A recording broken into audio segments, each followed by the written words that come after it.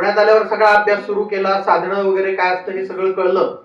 त्र्यंबकजनविषयी आज मी अनेक ठिकाणी लिहिलं, बोललो, आपल्यापैकी अनेक जणांनी वाचलं असेल, ऐकलं असेल. ते करत असताना ना मला एक कुतूहल असायचं की आपल्या गावात जसे त्र्यंबकजी डेंगळे होऊन गेले तसे आसपासच्या गावात असे अजून ऐतिहासिक व्यक्ती असतील का मराठेशाहीच्या काळातल्या? त्यांचेही असे संघर्षमय जीवन प्रवास असतील का? त्यांचेही असे वाडे असतील का गावात? किंवा सगळं ते विहिरी बारवा, मंदिरं, गावकूस, वेश, समाध्या हा सगळा मराठेशाहीतला खजिना असेल का अजून कोणत्या कोणत्या गावात? आणि ह्या सगळ्याचं माझं लक्ष तेव्हा त्याच्याकडे सगळं वळलं. आणि मी आसपास बघायला लागलो. आमच्या कोपरगावला रघुनाथराव पेशवांचा वाडा, पारोडीला आमची जमीन होती, तर सरदार थोरातांचं मोठं घराणं, काय काय काय काय बरंच सापडायला लागलं. आणि दुर्दैवाने त्याच्यावर कुणीही लिहिलेलं नव्हतं. आपण खूप भाग्यवान आहोत की आपण या छत्रपतींच्या सुराज्यामध्ये राहत आहोत. शिवकालीन म्हणा, पेशवेकालीन किंवा इतर ऐतिहासिक वाडे, वास्तू हे आपलं वैभव आहे आणि हे जपलं पाहिजे. परंतु बऱ्याच जणांना याबाबत माहिती नसते. आज सकाळ प्रकाशन यांनी सुमित डेंगळे यांच्या पुस्तकाचं प्रकाशन आयोजित केलं होतं. लेखक मान्य श्री सुमित डेंगळे यांनी संपूर्ण परिसर पाहून अभ्यास करून या पुस्तकात ऐतिहासिक वाड्यांची माहिती दिलेली आहे. सर्व मान्यवरांना व्यासपीठावर स्थानापन्न होण्याची विनंती करतो. महेंद्र पिसाळ, सकाळ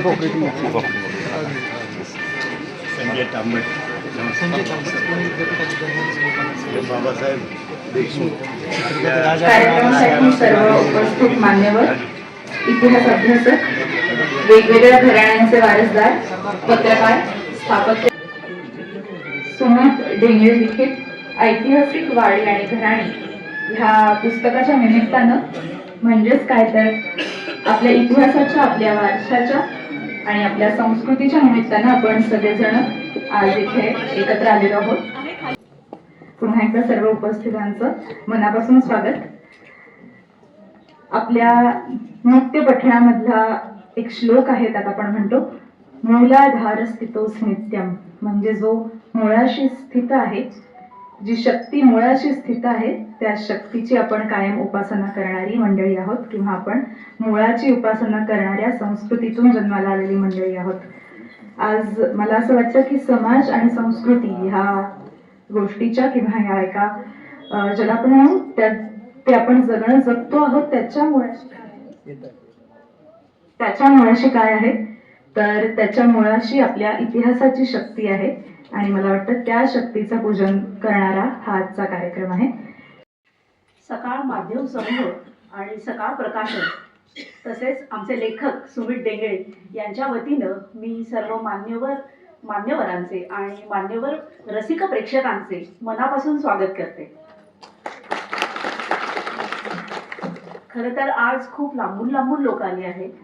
सुमित मला जेव्हा म्हणाले की संगमनेर तालुक्यातले तर लोक येतीलच, पण जी वेगवेगळ्या घराण्यांची जी लोक आहेत तर ती काल रात्रीपासून पहाटेपासून प्रवास करून इथे आलेली आहेत. तर त्यांचं खूप कौतुक मी करते. सकाळ प्रकाशनाच्या वतीनं आणि सकाळ माध्यम समूहाच्या वतीनं तुमचं मनापासून मी स्वागत करते. खरं तर आज खूप महत्त्वाचा दिवस सुमित डेंगळे यांच्यासाठीचा आहे, कारण की त्यांचं पहिलं पुस्तक आज इथे प्रकाशित होत आहे. तर मला सांगायला आवडेल की सकाळ माध्यम समूह ही कायमच वाचन संस्कृती आणि वाचकांशी जोडण्याचा दुवा करणारी एक माध्यम समूह आहे. आणि सकाळ हा कायमच सामान्य माणसं असू दे, वाचक असू दे किंवा तळागाळातली लोक असू दे, त्यांच्यापर्यंत पोहोचण्यासाठी शब्दांचं माध्यम आम्ही स्वीकारलेलं आहे. तर आमचा सकाळ पेपर असू दे, वृत्त समूह असू दे किंवा वेगवेगळे आमचे अग्रवन आहे किंवा डिजिटल माध्यमं आहेत, तर त्या माध्यमामधून आम्ही जास्तीत जास्त लेखकांचं वाचन, लेखकांना एक प्लॅटफॉर्म देण्याचं काम आम्ही त्या पद्धतीने करत असतो. तर मला सांगायला तुम्हाला आवडेल की सकाळ प्रकाशन हे गेल्या 17-18 वर्षांपासून पुस्तक प्रकाशनात आहे. म्हणजे सकाळ प्रकाशन ही सकाळ माध्यम समूहाची एक डिव्हिजन आहे आणि त्या अंतर्गत आम्ही 1000हून अधिक पुस्तकं प्रकाशित केलेली आहेत. तर शेती, वाङ्मय, इतिहास, संशोधन, परत कला, संस्कृती ह्या वेगवेगळ्या विषयांवरती, म्हणजे भाषा हे पण आमच्या इथे बॅरियर नाहीये. आम्ही अगदी इंग्रजी पुस्तकं, जर्मन पुस्तकं, मराठी, हिंदी, गुजराती सगळ्या पुस्तकांची प्रकाशनं आम्ही करत असतो. तर सुमितचं पुस्तक हे ऐतिहासिक वाडे व घराणी हे त्याच एक कडीचा भाग आहे. आणि असं मला वाटतं, मला सांगायला आनंद होईल की सगळ्यात जास्त तरुण लेखक म्हणून सुमितचं पुस्तक आज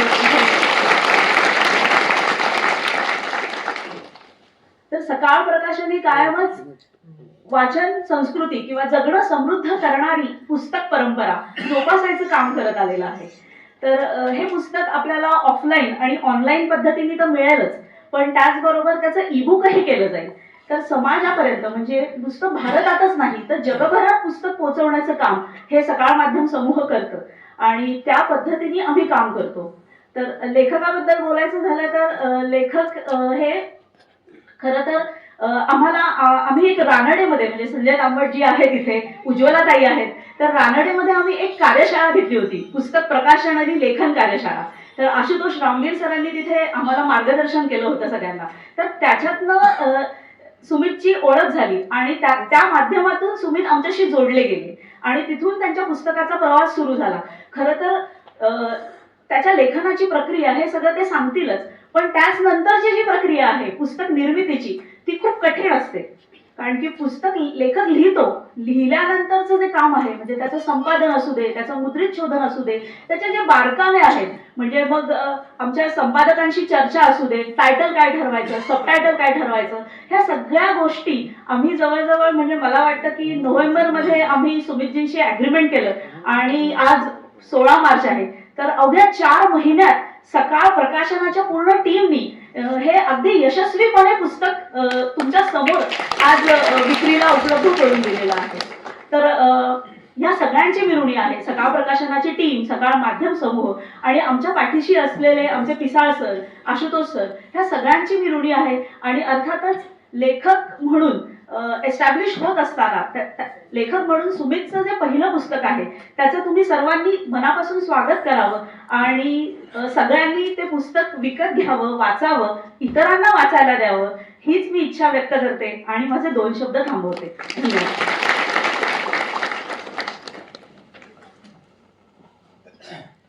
आपण असं कायम म्हणतो की यशाहूनही प्रयत्न सुंदर. पुस्तकाचं यश हे पुस्तकासाठी घेतलेल्या खऱ्याखुऱ्या प्रयत्नात असतं असं मला वाटतं. ते प्रयत्न जितके महत्वाचे असतात, ते प्रयत्न जितके आपण मनापासून करतो तितकं पुस्तक आपोआपच सुंदर होत असतं. तर हा प्रयत्नांचा प्रवास कसा होता किंवा हे एकंदरीत पुस्तक सुमित सरांनी कसं लिहिलं, ते स्वतः हे पुस्तक लिहित असताना अनेक भूमिका जगत होते असं मला वाटतं. की ते लेखक तर होतेच, ते संशोधक होते, ते पत्रकार होते, ते इतिहास अभ्यासक होते आणि ते कुठेतरी रसिकही होते. तर हा सगळा पुस्तक निर्मितीचा प्रवास कसा होता हे आपण त्यांच्या शब्दात जाणून घेऊया. मी सुमित सरांना विनंती करते की त्यांनी त्यांचं मनोगत व्यक्त करावं. मंचावर उपस्थित सर्व मान्यवर, छत्रपती शिवाजी महाराजांचे वंशज, रायगड विकास प्राधिकरणाचे अध्यक्ष आणि माजी खासदार संभाजीराजे छत्रपती, ज्येष्ठ इतिहास संशोधक, आमचे मार्गदर्शक, कार्यक्रमाचे अध्यक्ष पांडुरंगजी बलकवडे, सकाळ प्रकाशनाच्या वतीने इथं उपस्थित असलेले सकाळ मीडियाचे चीफ ऑपरेटिंग ऑफिसर महेंद्रजी पिसाळ, सावित्रीबाई फुले पुणे विद्यापीठाच्या कम्युनिकेशन अँड जर्नलिझम विभागाचे विभाग प्रमुख डॉक्टर संजय तांबट, संगमनेर इथले इतिहास अभ्यासक आणि उज्ज्वल उद्यासाठी या इतिहास विषयक त्रैमासिकाचे संपादक आमचे मार्गदर्शक विठ्ठल शेवाळे सर आणि जमलेली मंडळी, त्याच्यामध्ये भरपूर ऐतिहासिक घराण्यांचे वारसदार मला दिसत आहेत, भरपूर इतिहास अभ्यासक आहेत, पत्रकार मंडळी आणि कॉन्झर्वेशन आर्किटेक्ट आणि जमलेल्या माझ्या सर्व प्रेक्षक बंधू भगिनींनो, आज मॅडमनी मगाशी सांगितलं माझं पहिलं पुस्तक आहे, माझ्यासाठी फार आनंदाचा क्षण आहे आणि तुम्ही सगळेजण इथे आलात त्याबद्दल मी तुमचं पहिल्यांदा सर्वांचं आभार मानतो. आज एक मुहूर्त पण छान आहे. आज संत तुकाराम महाराजांची बीज आहे. 375वी त्रिशतकोत्तर अमृत महोत्सवी वर्ष हे आज 5वा वेद लिहिणाऱ्या संत तुकोबारायांचा आहे. तोही मला हा अपूर्व योगायोग आज जुळून आल्याचं दिसतंय. मंडळी, माझं खरं म्हणजे ह्या सगळ्याला सुरुवात झाली ती सरदार त्रिंबकजी डेंगळेंपासून. आपल्याच घराण्यातली कोणतरी एक व्यक्ती पेशवाईच्या मराठीशाहीच्या शेवटच्या काळात इतकी मोठी होते कर्तृत्वानं आणि एक मोठं स्थान प्राप्त करते त्या शेवटच्या पेशवाईत, वाढते इंग्रज सत्तेशी संघर्ष करते. याचं लहानपणापासून फार कौतुक आणि हे सगळं वाटायचं. पुण्यात आल्यावर सगळा अभ्यास सुरू केला, साधनं वगैरे काय असतं हे सगळं कळलं त्र्यंबकजन विषयी आज मी अनेक ठिकाणी लिहिलं, बोललो, आपल्यापैकी अनेक जणांनी वाचलं असेल, ऐकलं असेल. ते करत असताना ना मला एक कुतूहल असायचं की आपल्या गावात जसे त्र्यंबकजी डेंगळे होऊन गेले तसे आसपासच्या गावात असे अजून ऐतिहासिक व्यक्ती असतील का मराठेशाहीच्या काळातल्या? त्यांचेही असे संघर्षमय जीवन प्रवास असतील का? त्यांचेही असे वाडे असतील का गावात? किंवा सगळं ते विहिरी बारवा, मंदिरं, गावकूस, वेश, समाध्या हा सगळा मराठेशाहीतला खजिना असेल का अजून कोणत्या कोणत्या गावात? आणि ह्या सगळ्याचं माझं लक्ष तेव्हा त्याच्याकडे सगळं वळलं. आणि मी आसपास बघायला लागलो. आमच्या कोपरगावला रघुनाथराव पेशव्यांचा वाडा, पानोडीला आमची जमीन होती, तर सरदार थोरातांचं मोठं घराणं, काय काय काय काय बरंच सापडायला लागलं. आणि दुर्दैवाने त्याच्यावर कुणीही लिहिलेलं नव्हतं. तो स्थानिक भागात त्या आडवाटेवरच्या गावांमध्ये कुणाची लेखणी गेली नाही, किंवा स्थानिक भागात एखाद्या नियतकालिक वृत्तपत्रात थोडंफार लिहिलंही असेल, पण मुख्य प्रवाहात नाही. मग मी ठरवलं हे सगळं अनएक्सप्लोर्ड आहे, हे आपण ह्याच्यावर काम करायला पाहिजे असं मला ते नजरेस आलं. आणि मग मी हे सगळं सुरू केलं. कायम मी अनेक ठिकाणी हिंडायचो, फिरायचो, ऐकीव माहितीनुसार ती ठिकाणं शोधायचो आणि पुण्यात आल्यावर सगळ्या साधनांमधून त्याची माहिती घ्यायचो. किंवा मग साधनं इतिहास वाचताना मला बरेच संदर्भ मिळायचे. तसं मी त्या गावांमध्ये शनिवार रविवारी गावाला गेलो, फिरायचो. 1,500 किलोमीटरच्या वर फिरलो आतापर्यंत. आणि अभ्यासही भरपूर, सगळे संदर्भ ग्रंथ, कारण इतिहास संदर्भाशिवाय मांडता येत नाही. त्या घराण्यांनाच त्या घराण्यांचा इतिहास माहिती नसतो. बऱ्याचदा असं मला भरपूर ठिकाणी जाणवलं. आणि हे सगळं सुरू झालं. मध्यंतरी पुणे विद्यापीठामध्ये माझं जर्नलिझम अँड मास कम्युनिकेशन विषयातलं पदव्युत्तर शिक्षण चालू होतं. तर तेव्हा आम्हाला एक प्रकल्प असतो. तर त्याच्यात मी उत्तर नगर जिल्ह्यातील ऐतिहासिक वाड्यांची सद्यस्थिती असा प्रबंध केला, इनडेप्थ रिपोर्ट केला. आता तो प्रबंध असा वेगळ्या अंगाने होता की पत्रकार म्हणून जर्नलिस्टिक व्ह्यू, सध्या काय त्या वाड्यांचं, सध्या त्यांचे वारसदार काय करतायत, वर्तमान, पत्रकारावर वर्तमान लिहिणारा असतो. आणि आंतरविद्याशाखीय दृष्टिकोनातून तो त्याच्याकडे बघतो. मग ते जतन आणि संवर्धन करायचं तर काय करता येईल, वाडा मालकांच्या मुलाखती, हा सगळं तो होता. ते त्या अंगाने सगळं झालं. आणि मी अभ्यास क्षेत्र ठरवून घेतलं उत्तर नगर जिल्हा. म्हणजे नगर जिल्ह्याचे आपल्याला माहिती असेल उत्तर आणि दक्षिण असे 2 भाग मांडले जातात. त्यातलं उत्तर म्हणजे अकोले, संगमनेर, राहाता, राहुरी, कोपरगाव, श्रीरामपूर आणि नेवासे, हे 7 तालुके. थोडक्यात MH17चा RTO पासिंग किंवा शिर्डी लोकसभा मतदारसंघाचं क्षेत्र. कारण काय माहितीये का, वाड्यांची घराण्यांची संख्या महाराष्ट्रात फार आहे. मग त्यांचा अभ्यास कसा करायचा, असं मोघम तर करता येणार नाही ना. एखाद्या शासकाच्या काळातली, एखाद्या ठिकाणीची, एखाद्या विशिष्ट त्या कालक्रमानुसार करता येईल. तर मी तो भाग निवडला आणि तो सगळा अभ्यास केला. म्हणजे एका महाराष्ट्रातल्या जिल्ह्याचा त्यातल्या तर अर्धा जिल्हा यांनी घेतलाय. तर त्याच्यात मला 30 पेक्षा जास्त सरदार घराणी मिळाली. पुस्तकाची सुरुवात होते मानकोजी दातोंडे, किती घराणी होती आमच्या भागात. ती एक लक्षात घ्या, स्थानिक इतिहास म्हणून एक वेगळं महत्व त्याला आहे, पण मराठी शाहीतल्या व्यक्ती आणि घराण्यांचा तो अभ्यास आहे. काही सुरुवात होते माणकोजी दातोंडेंपासून, छत्रपती शिवाजी महाराजांचे सरसेनापती, आणि शेवट होतो पेशव्यांचे सरदार. भरपूर घराणी आहेत त्याच्यात. काय काय सांगू तुम्हाला. आमच्या शिवाजी महाराजांचे सरसेनापती ज्यांनी लष्करी कौशल्य महाराजांना शिकवलं ते मानकोजी दातोंडे. दुसरे एक शिवाजी महाराजांचे मार्गदर्शक गोमाजी काका पानसंबळ आहेत. गोमाजी काकांचे पुत्र खंडेराव आणि महाजी पानसंबळ हे छत्रपती संभाजी महाराज आणि राजारामांच्या काळात स्वराज्य रक्षणाच्या कार्यात होते. लक्षात घ्या. त्यानंतर थोडस पुढे आपण गेलो तर राजाराम महाराज आणि ताराबाई साहेबांच्या काळातले सरदार शकोजी थोरात दिनकरराव आहेत आमच्या वीरगावचे. थोडं पुढे गेलं की पेशवाईच्या काळातले वांबोरीची पागा ज्यांच्याकडे होती ते सरदार नागोराम भागवत, सदाशिवराव भाऊ पेशव्यांच्या निकटवर्तीय, निजामाकडे वकील. थोडं पुढे गेलं की पेशवाईतले मराठीशाहीतले त्या काळातले मुत्सद्दी, निजामाचे दिवाण आणि पेशवाईतलं 3.5 शहाणे ज्यांना म्हटलं जातं ते विठ्ठल सुंदर परशुरामी आहेत. थोडं आपण पुढे गेलं मराठ्यांच्या उत्तर मोहिमांमध्ये महाजी शिंद्यांबरोबर असलेले, ज्यांनी आग्रा अलीगड सारखे किल्ले जिंकले, असे रायाजी पाटील शिंदे वारीचे, त्यांचे वंशजात आहेत आलेले. दुसरे रामजी पाटील जाधव आहेत, शिंद्यांचे पेशव्यांकडे वकील पुण्यात, मुत्सद्दी माणूस. नंतर शिंद्यांचेच वकील असलेले मुत्सद्दी शेटे बंधू आहेत, कृष्णाजी शेटे आणि बाणाजी शेटे सोनईचे. त्याच्या पुढे गेलं की बळवंतराव नागनाथ सवाई माधवराव पेशव्यांच्या काळात.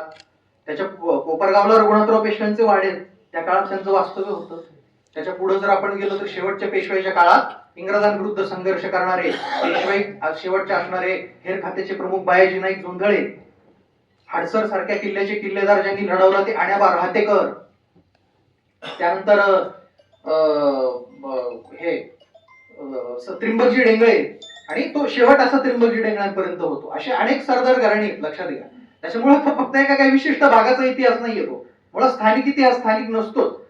आता आपण हायपर लोकल लोकल विषयांकडेच वळायला पाहिजे ना. आपण किती दिवस तेच तेच घटना प्रसंग इतिहासातले सांगणार आहे आणि त्यांचं ते सगळं दळण करणार आहे. ते एखादी गोष्ट परत परत केल्यावर म्हणतात ना गावाकडे दळण, काय म्हणतात ते, दळण दळून दळून पिठली. त्या दृष्टीनं लक्षात घ्या, अनेक सरदार घराणी आहेत, अनेक आहेत. त्याचा पत्रकारितेच्या दृष्टीनेही वर्तमानही आहे आणि इतिहासही. लक्षात घ्या, इतिहास आणि वर्तमान असं ते झालं. आता त्या घराण्यांचा म्हणजे हे पुस्तक ना, म्हणजे मी आंतरविद्याशाखीय दृष्टिकोनातून त्या विषयाकडे पाहिलं. वाडांचं स्थापत्य हा आर्किटेक्चरचा भाग, इतिहास हा इतिहासाचा. अनेक ठिकाणी मला दंतकथा आणि आख्यायिका मिळाल्या प्रचलित असलेल्या. मौखिक माहिती ही तशी इतिहास नाही, पण लोकसाहित्याच्या याने त्याला महत्व आहे. प्रत्यवंश आता काय करतायत, काहींनी टिकून ठेवलंय तर कशामुळे, काही वाया गेले ते कशामुळे, हा एक समाजशास्त्रीय दृष्टीने अभ्यास आहे. असा एक आंतरविद्याशाखीय दृष्टीने अभ्यास करण्याचा एक प्रयत्न मी केलाय. तो किती चांगला झाला, काय यशस्वी, काय कसा, ते समीक्षा झाल्यावर आगामी काळामध्ये आपल्याला कळेल. त्याच्यामध्ये आपण जर पाहिलं तर बरेचसे किस्से मी सांगितले. स्टोरी टेलिंग आहे, नॅरेटिव्ह आणि रिपोर्टाज पद्धतीत लिहिले. बऱ्याचशा अशा गोष्टी आहेत. सरदार घराणीच नुसती नाहीत, काही शास्त्री पंडित घराणी आहेत. आमच्या पुणतंबा, नेवासे, कायगाव टोक्याची. काही सावकार घराणी आहेत, काही शाहीर घराणी आहेत आमच्या संगमनेरची अनंत फंदी. काही संत आहेत, महिपती महाराज रवरी जवळच्या ताहराबादचे पेशवे काळातले मोठे संत. आमच्या नेवाशाचे कवींद्र परमानंद आहे, ज्यांनी शिवाजी महाराजांचं पहिलं चरित्र लिहिलं. नेवाशाचे धार्मिक क्षेत्रातली मंडळी आहेत. शाहीर म्हणजे धार्मिक साहित्यिक क्षेत्रातली मंडळी. त्यानंतर एक तुम्हाला सांगतो एक, आणि समाज जर आपण पाहिला, माझ्या याच्यामध्ये मराठा समाजाचे वाडे आहेत, घराणी आहेत, ब्राह्मण समाजाचे आहेत, भिल्ल समाजाचा एक वाडा आहे, महादेव कोळी समाजाचा आहे, लक्षात घ्या, नाभिक समाजाचा आहे, गिरी गोसावी समाजाचा आहे. स्वराज्यात किंवा साम्राज्यात सगळ्या जाती जमातींचं हे लाभलंय, लक्षात घ्या. छत्रपती शिवाजी महाराजांनी हे सगळं सुरू केलेलं आहे. अशा भरपूर आणि वेगवेगळ्या काळात केलेत, वेगवेगळ्या शासकांच्या पदरची, काही छत्रपतींच्या पदरी असणारी, काही पेशव्यांच्या पदरी असणारी, ग्वाल्हेरकर शिंद्यांच्या, इंदोरच्या होळकरांच्या, बडोद्याच्या गायकवाडांच्या आणि देवासच्या पवारांच्या, निजामाच्याकडची आहे. मुस्लिम सुद्धा घराणी माझ्याकडे आहेत. भरपूर अशा याच्यातली ती सगळी घराणी आणि त्यांचा एक अभ्यासपूर्ण वेध असा मी या पुस्तकामधून घेतलेला आहे. मग याच्यामध्ये बऱ्याचशा अशा मी मगाशी म्हणलं ना किस्से आहेत. रघुनाथराव पेशव्यांचं वाडं होतं कोपरगावला, तिथं आनंदीबाई पेशवे राहायच्या 7-8 वर्ष. त्यांची बरीच पत्र उपलब्ध आहेत. तर त्या पत्रांनी घेतलेला आणि धांडोळ आहे, त्या कशा राहायच्या, त्यांचं डेली शेड्यूल काय होतं, कुठं कुठं जायच्या त्या आसपास, एकट्या कशा राहायच्या, त्रिंबकजी डेंगळे एकटं कसे राहायचे, त्याच्यातून आपण घेऊ शकतो. त्याच्यातून बरंच इतिहास हा नुसता काही लढाया रक्ताची चिळकांड एवढंच नसतो ना. आनंदीबाईंकडून आपण शिकू शकतो एकटं कसं राहायचं रिटायरमेंट नंतर, ते घेण्यावर आहे आपलं. आमचं टोके प्रवरा संगमचं गाव पेशवे काळात निर्माण करण्यात आलेली स्मार्ट सिटी होती. उत्तम नगर रचनेचा नमुना म्हणजे गोदावरी आणि परवरेच्या संगमावरचं टोके. खूप मंडळींचे वाडे होते तिथं, सुंदर सुंदर. विशेष म्हणजे आमच्या अकोले तालुक्यामध्ये हरिश्चंद्रगड, कळसुबाईच्या परिसरामध्ये महादेव कोळी घराणीसर सक्रिय होती. अनेक गड किल्ल्यांवर त्यांना नेमणुका होत्या आणि ती मंडळी, त्याच्यातल्या एक जावजी नाईक बांबळे म्हणून त्यांनी बंड केलं. मुळात ही मंडळी स्वातंत्र्यप्रिय आणि त्यांनी पेशव्यांविरुद्ध बंड केलं, पण पेशव्यांना त्यांनी सतावून सोडलं. शेवटी नंतर धोरण पेशव्यांना घ्यावं लागलं.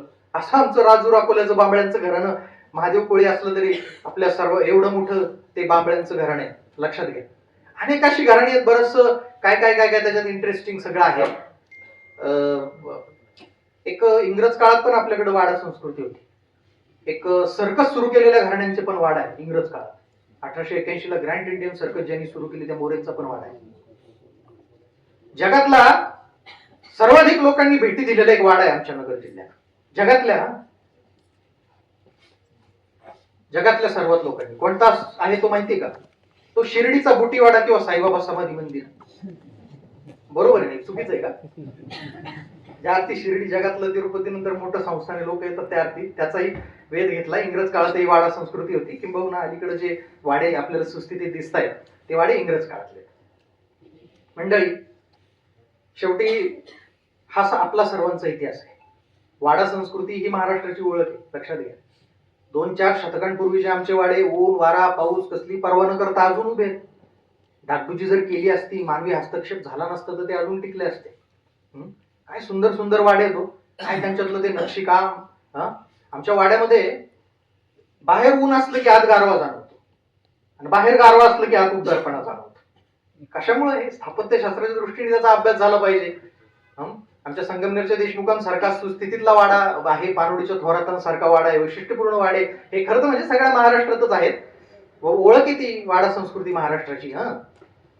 आपण युरोपात पॅलेसेस बघायला जातो, आपण दक्षिण भारतात महाल बघायला जातो, राजस्थानात पॅलेसेस बघायला जातो. आपले वाडे आपण बघतो का?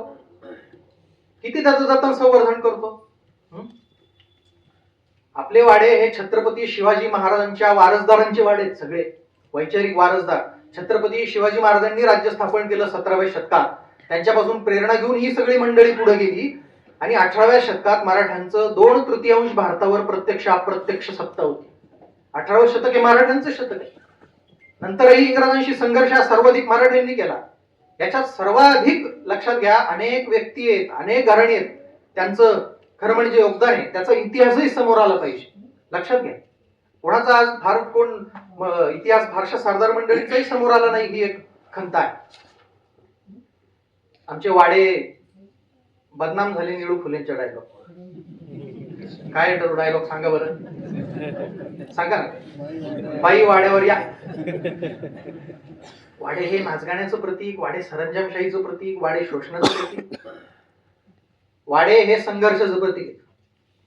त्या वाडा ज्यांनी बांधला त्या घराण्याच्या मूळ पुरुषानं कर्तृत्व काहीतरी केलेलं आहे बाबा, सोपं नाहीये ते. अभिजन मंडळींचे वाडे म्हणून एक विशिष्ट आपण त्या अँगलनी त्याला बघतो, पण अभिजन मंडळी काय आभाळातून पडतात का? अभिजन मंडळी ही कर्तृत्वातून बहुजनांतूनच गेलेली असतात ना, काहीतरी कर्तृत्व करून. अशा मंडळींच्या गौरवशाली इतिहासाची वाडे ते साक्षीदार आहेत, लक्षात घ्या. हा, पण एक खरं की त्यांच्या नंतरच्या पिढ्यांना मात्र ते आयतं मिळतं, मग त्यांच्यातही ती कर्तृत्व धाडस असेल असं नाही. त्याच्यामुळे ते खरं आहे, म्हणजे बरेचसे वाडे इंग्रज काळामध्ये सरदार जागीरदारांवर अन्याय केले गेले, पण बरेचसे विलासवादी चंगळवादी वृत्तीनं संपलेले, ही गोष्ट खरी आहे, मी ती काय नाकारत नाही आणि ते वास्तव आहे, ते आपण स्वीकारायला पाहिजे.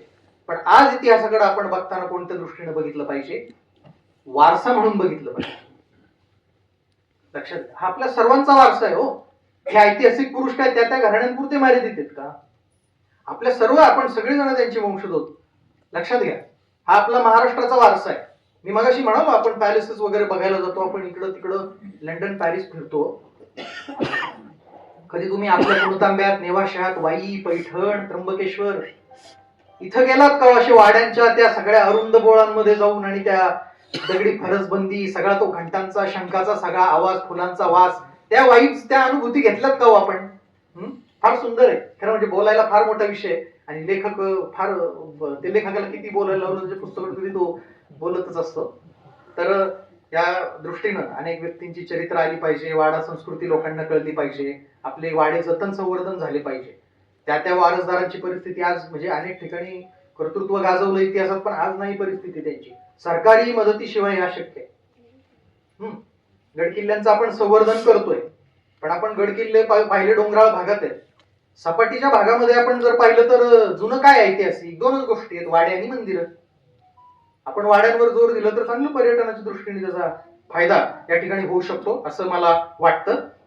आज या ठिकाणी वेगवेगळ्या क्षेत्रातली मंडळी खरं म्हणजे आली, बरेचसे सरदार घराणी आली. कार्यक्रमाला आम्हाला चाललं होतं कुणाला प्रमुख पाहुणं बोलवायचं, तर संभाजीराजे छत्रपतींचं नाव आम्हाला काही मंडळींना आम्हाला सुचलं. संभाजीराजे हे छत्रपती शिवाजी महाराजांचे वारसदार आहे, आपल्या सर्वांना माहिती आहे, कोल्हापूर संस्थानचे. पण त्यांना फार इतिहासाची, वारशाची फार आवड आहे आणि ते राज्यसभेवर खासदार होते आणि गड किल्ल्यांप्रतीचं त्यांचं प्रेम आपल्या सर्वांना माहिती आहे, म्हणजे ते वाखाणण्याजोग आहे खरं म्हणजे. रायगड विकास प्राधिकरणाचे ते अध्यक्ष आहेत. काय आज तुम्ही बघितलं का रायगड किती सुंदर होतोय? महाराज स्वतः तिथं थांबून सगळं, आपण कसं घराचं बांधकाम चालू असताना देखरेख ठेवतो तसं महाराज तिथं असतात.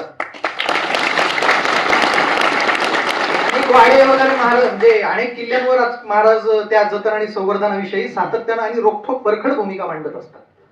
शिवाजी महाराजांचे ते वंशज आहे, पण कोल्हापूरकरांना एक आहे, राजर्षी शाहू छत्रपतींचा पण वारसा त्यांना आहे, तो विचारांचा वारसा.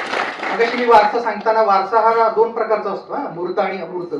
मूर्त म्हणजे दिसणारा, अमूर्त जो वारसा असतो तो विचारांचा आहे, तो राजर्षी शाहूंचा त्यांना आहे. कोल्हापूरला आपण बघितलं राजवाडा वगैरे, माझ्या मते कोल्हापूरकरांचं खाजगी जे देवघर आहे ते सुद्धा सामान्यांना खुलं आहे बघण्यासाठी. लक्षात घ्या, इतका सगळा शिवशाहूंचा वारसा महाराजांनी जपलेला असता आपल्याला दिसून येतो. आणि महाराज आज आले त्याबद्दल त्यांचंही मनापासून खरं तर आभार. दुसरे आमचे पांडुरंगजी बलकवडे आहेत. बलकवडे सर म्हणजे मराठ्यांच्या इतिहासातले खरं म्हणजे ऋषितुल्य व्यक्तिमत्व. काय त्यांचा मोडी कागदपत्रांचा अभ्यास, व्यासंग, अनेक घराण्यांना, अनेक इतिहास अभ्यासकांना आमच्यासारख्या त्यांनी मार्गदर्शन केलंय. व्याख्यानं देत ते महाराष्ट्रभर फिरतात. त्याच्या माध्यमातून मराठ्यांच्या इतिहासाप्रती, मराठ्यांच्या इतिहासाची मोठी एक काय म्हणतो आपण जनजागृती तो पोहोचवण्याचं काम बलकवडे सरांनी केलं. लक्षात घ्या, अनेक खास करून त्यांनी सरदार दाभाडे डमडेरेंना खास करून जे जागृत केलं, डमडेरे घराण्याचा इतिहास, तेही मला अशा गोष्टी फार त्यांच्या विशेष वाटतात. अनेक संस्था समित्यांवरती आहे, मार्गदर्शन सातत्यानं त्यांचं आहे. दुसरे आमचे तांबट सर आहेत, कम्युनिकेशन अँड जर्नलिझम विभागाचे विभाग प्रमुख. मी मगाशी सांगितलं माझा प्रबंध होता, आणि सध्याचे विभागाचे विभाग प्रमुख ते आहे. माध्यम अभ्यासक आहेत, अनेक पुस्तकांचा अनुवाद त्यांनी केलाय. आमचे शेवाळे सर इथे संगमनेरचे इतिहास अभ्यासक. शेवाळे सरांनी बाकी आमच्या बरं का, शेवाळे सरांचं उज्ज्वल उद्यासाठी म्हणून एक नियतकालिक आहे, त्याच्या माध्यमातून ते गेल्या 12-13 वर्षांपासून त्या स्थानिक भागाचा इतिहास समोर आणण्यासाठी प्रयत्न करत आहे. फार गौरवाची बाब आहे.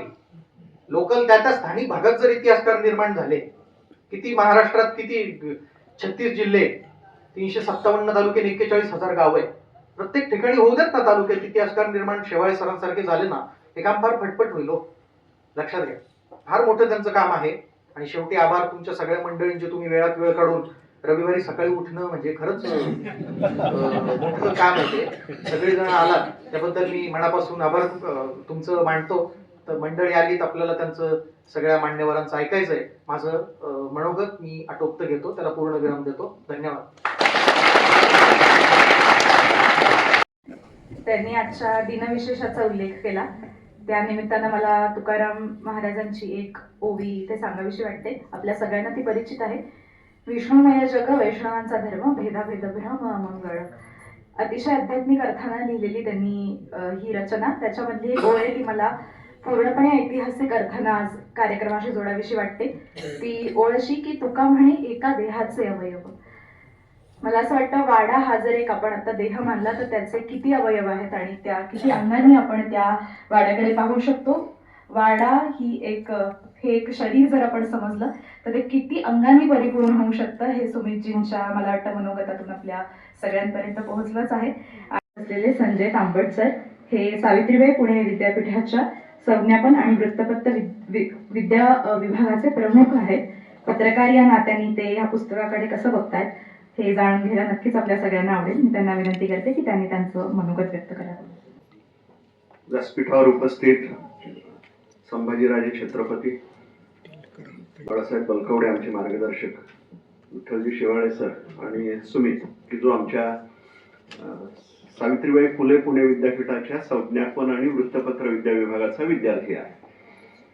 तर सुमितचं मी आपल्या सर्वांच्या वतीने मनापासून आभार आणि अतिशय कौतुक करण्यासाठी इथे उभा आहे.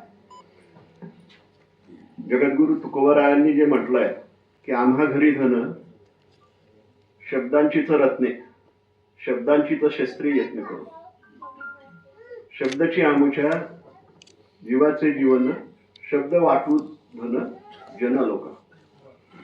तर आजचा हा जो काही प्रकाशनाचा कार्यक्रम आहे तर शब्दांची रत्न सर्वांपर्यंत पोहोचवणं आणि ज्यांनी प्रत्यक्ष शस्त्रांनी लढाया केलेल्या आहेत अशा सरदार घराण्याचा इतिहास सुद्धा शब्दांच्या रूपाने आपल्या सर्वांपर्यंत पोहोचवणं असा हा उपक्रम आहे.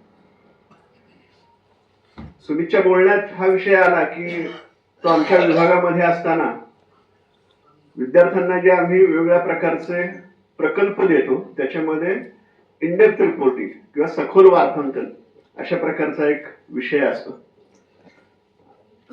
आणि सुमित हा स्वतः त्र्यंबकजी डेंगळेंच्या घराण्यातला असल्यामुळे ज्या वेळेला त्याच्याशी या विषयाच्या संदर्भामध्ये चर्चा झाली आणि मग उत्तरनगर जिल्ह्यामधल्या वाड्यांच्या संदर्भामध्ये त्यांनी काही माहिती गोळा करावी, ती करताना वर्तमानामध्ये त्याची काय स्थिती आहे याचबरोबर त्याचा जो काही इतिहास आहे हा सुद्धा सर्वांसमोर आला पाहिजे असा प्रयत्न हा निश्चितपणाने त्याच्यात होता.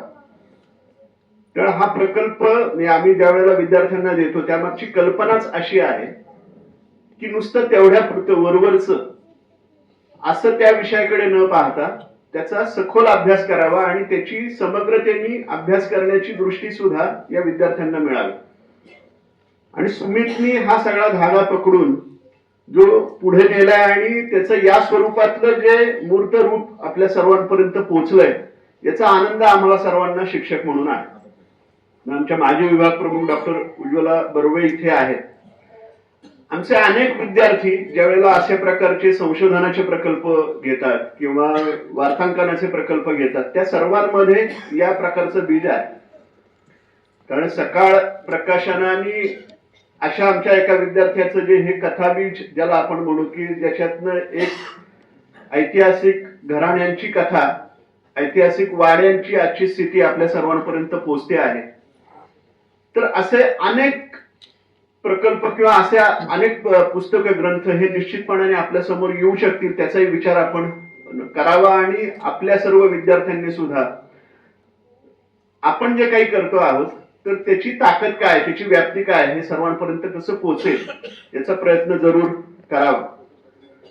पत्रकारिता म्हणत असताना पत्रकारितेमध्ये आम्ही म्हणतो की पत्रकारिता हा इतिहासाचा पहिला कच्चा खरडा आहे, the first rough draft of history. तर जे काही नोंदी पत्रकार म्हणून आपण करतो त्या पुढे इतिहास म्हणून कोणी त्याचा अभ्यास हा करत असतो तो उभा राहतो. पण तो करत असताना आजचं आपलं जे काही काम आहे तर ते अतिशय सचोटीने करणं, अचूकपणाने करणं, त्या नोंदी नीट सर्वांना उपयोगी पडणार आहेत अशा पद्धतीने त्या ठेवणं हे काम महत्वाचं असतं. आणि मग ते पत्रकार म्हणून करत असताना असंख्य विषय आपल्या समोर असतात. त्यातून आपल्या अभ्यासाची त्याला जोड देऊन जर आपण काम केलं तर अशा अनेक असंख्य विषयांचे पुस्तक ही पुढे येऊ शकतील असं मला वाटतं. सुमितनी आपल्या बोलण्यामध्ये आंतरविद्याशाखीय अभ्यासाचाही उल्लेख केला. सावित्रीबाई फुले पुणे विद्यापीठात आंतरविद्याशाखीय अभ्यास अशी जी विद्याशाखा किंवा फॅकल्टी आहे त्याचं डीन म्हणून नुकतीच माझ्यावर जबाबदारी सोपवण्यात आली.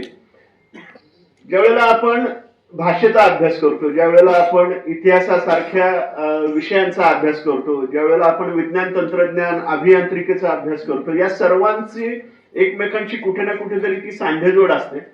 आणि आता जे नव्याने येऊन घातलेलं राष्ट्रीय शिक्षण धोरण आहे त्याच्यामध्ये सुद्धा अशा प्रकारचा अभ्यास ज्यांना करायचा आहे तर मला विज्ञान शिकत असताना मला कला संगीताची पण आवड आहे. मी आणखी चित्र शिल्पकला यांचा अभ्यास करत असताना मला इतिहासाची आणि त्याची सुद्धा जोड देता येते. इतिहासाचा अभ्यास करत असताना त्याच्यामध्ये वैद्यकीय शास्त्रापासून रसायनापासून अनेक प्रकारच्या विषयांची मी ज्याला जर सांगड घातली तर त्यातून अनेक इतिहासातले न समजलेल्या गोष्टी आपल्यापर्यंत पोहोचू शकतात. तर हे अगदी शालेय स्तरापासून ते महाविद्यालयीन स्तरापर्यंत विद्यापीठीय स्तरापर्यंत येत असताना अशा प्रकारचा अभ्यास आणि अशा प्रकारची पुस्तकं ही कदाचित त्याची एक सुरुवात आहे. तर सुमितनी केलेल्या या सगळ्या लेखन प्रकल्पाला मनापासून शुभेच्छा देतो आणि अशी अनेक पुस्तकं, तो तरुण लेखक आहे, अशी अनेक पुस्तकं त्याच्या हातून पुढे यावीत अशा शुभेच्छा मी त्याला देतो आणि आपल्या सर्वांना मनापासून धन्यवाद देतो. धन्यवाद सर. यानंतर इतिहास अभ्यासक विठ्ठल शेवाळे सर यांना मी विनंती करते की त्यांनी त्यांचं मनोगत व्यक्त करावं.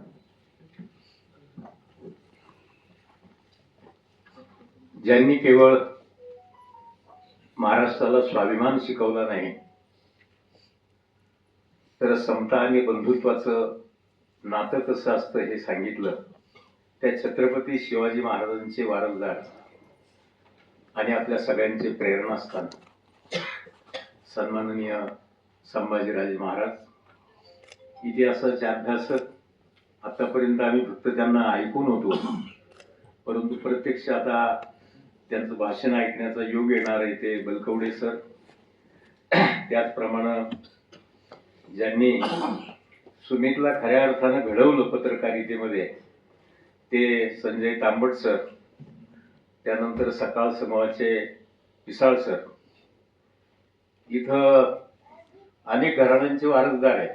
महाजी शिंद्यांच्या घराण्याशी थेट संबंध ज्यांचा होता ते आमच्या संगमनेर तालुका दूध संघाचे अध्यक्ष रणजित देशमुख इथं आलेले आहेत समोर. आणि महाराष्ट्रातला संगमनेरचा जो दूध संघ आहे तो महाराष्ट्रातला 1 नंबरचा दूध संघ आहे. त्याचबरोबर शेकोजी राजांचा मगाशी उल्लेख केला, शेकोजी राजे थोरात. इथं सदाशिव आणि शंकर दोघं भाऊ, जुळे भाऊ आहेत. म्हणजे तुम्ही जर बाहेर गेलात तर नंतर कोण सदाशिव आणि कोण शंकर हे तुम्हाला ओळखता येणार नाही. हात आहे ते दोघे इथं उपस्थित आहे. आबासाहेब थोरात आहेत, विक्रम आलेला आहे. याशिवाय पानोडीची मूळ जहागिरी ज्यांची होती ते रामजी पाटील जाधव, ते महाजी शिंदेचे वकील होते पेशव्यांच्या दरबारामध्ये. त्यांचे वारसदार इथं विलास जाधव सर आलेले आहेत.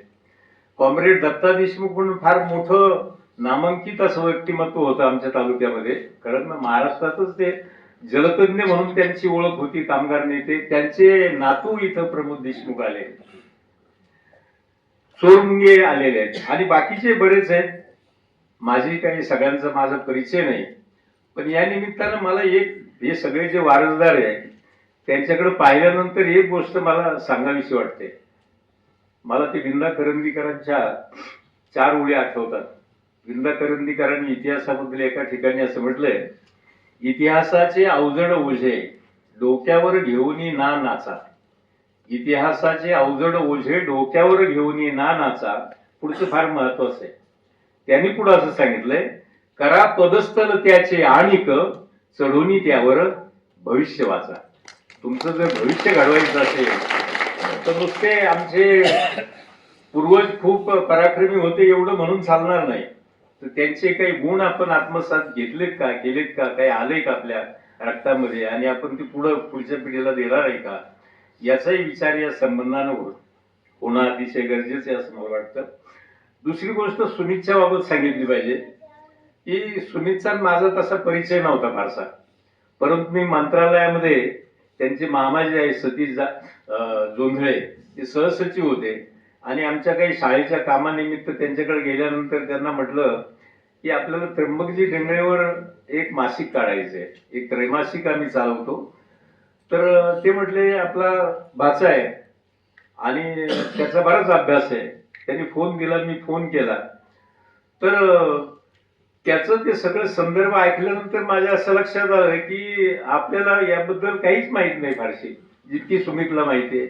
आणि मग सुमितलाच ते लिहायला सांगितलं आणि सुमितनं त्र्यंबकजी डेंगळेवर अतिशय उत्कृष्ट अशा प्रकारचं ऐतिहासिक दस्तऐवज ज्याला म्हणता येईल असं ते पुस्तक त्यानं लिहिलं आणि ते आम्ही प्रकाशित केलं. एकूणच सुमितचा आवाका फार मोठा आहे. खरं म्हणजे मला त्याच्याही पेक्षा त्याच्या वडिलांचं कौतुक करायचंय. बलकवडे सर ही म्हणजे जो इंजिनियर मुलगा आहे तो पत्रकारितेमध्ये आलेला आहे आणि त्याला इतिहासात ज्याच्यामधून काही फारशी प्राप्ती नाही पैशांची अशा क्षेत्रामध्ये तो आलेला आहे आणि त्याच्या वडिलांनी त्याला संमती दिली म्हणजे ही काही साधी गोष्ट नाहीये. तर ही जी काही वृत्ती आहे की आपला मुलगा ज्या क्षेत्रामध्ये त्याला आवड आहे त्या क्षेत्रामध्ये तो पुढे गेला पाहिजे आणि त्या क्षेत्रात त्याला संधी दिली पाहिजे असं सगळ्याच पालकांना नाही वाटत. तो इंजिनियर डॉक्टर झाला पाहिजे असं बहुतेकांना वाटत असतं, परंतु त्याच्या वडिलांनी त्याला संधी दिली. मला वाटतं इथं आलेले आहेत ते आले उभे राहा जरा, सगळ्यांना अभिवादन करा.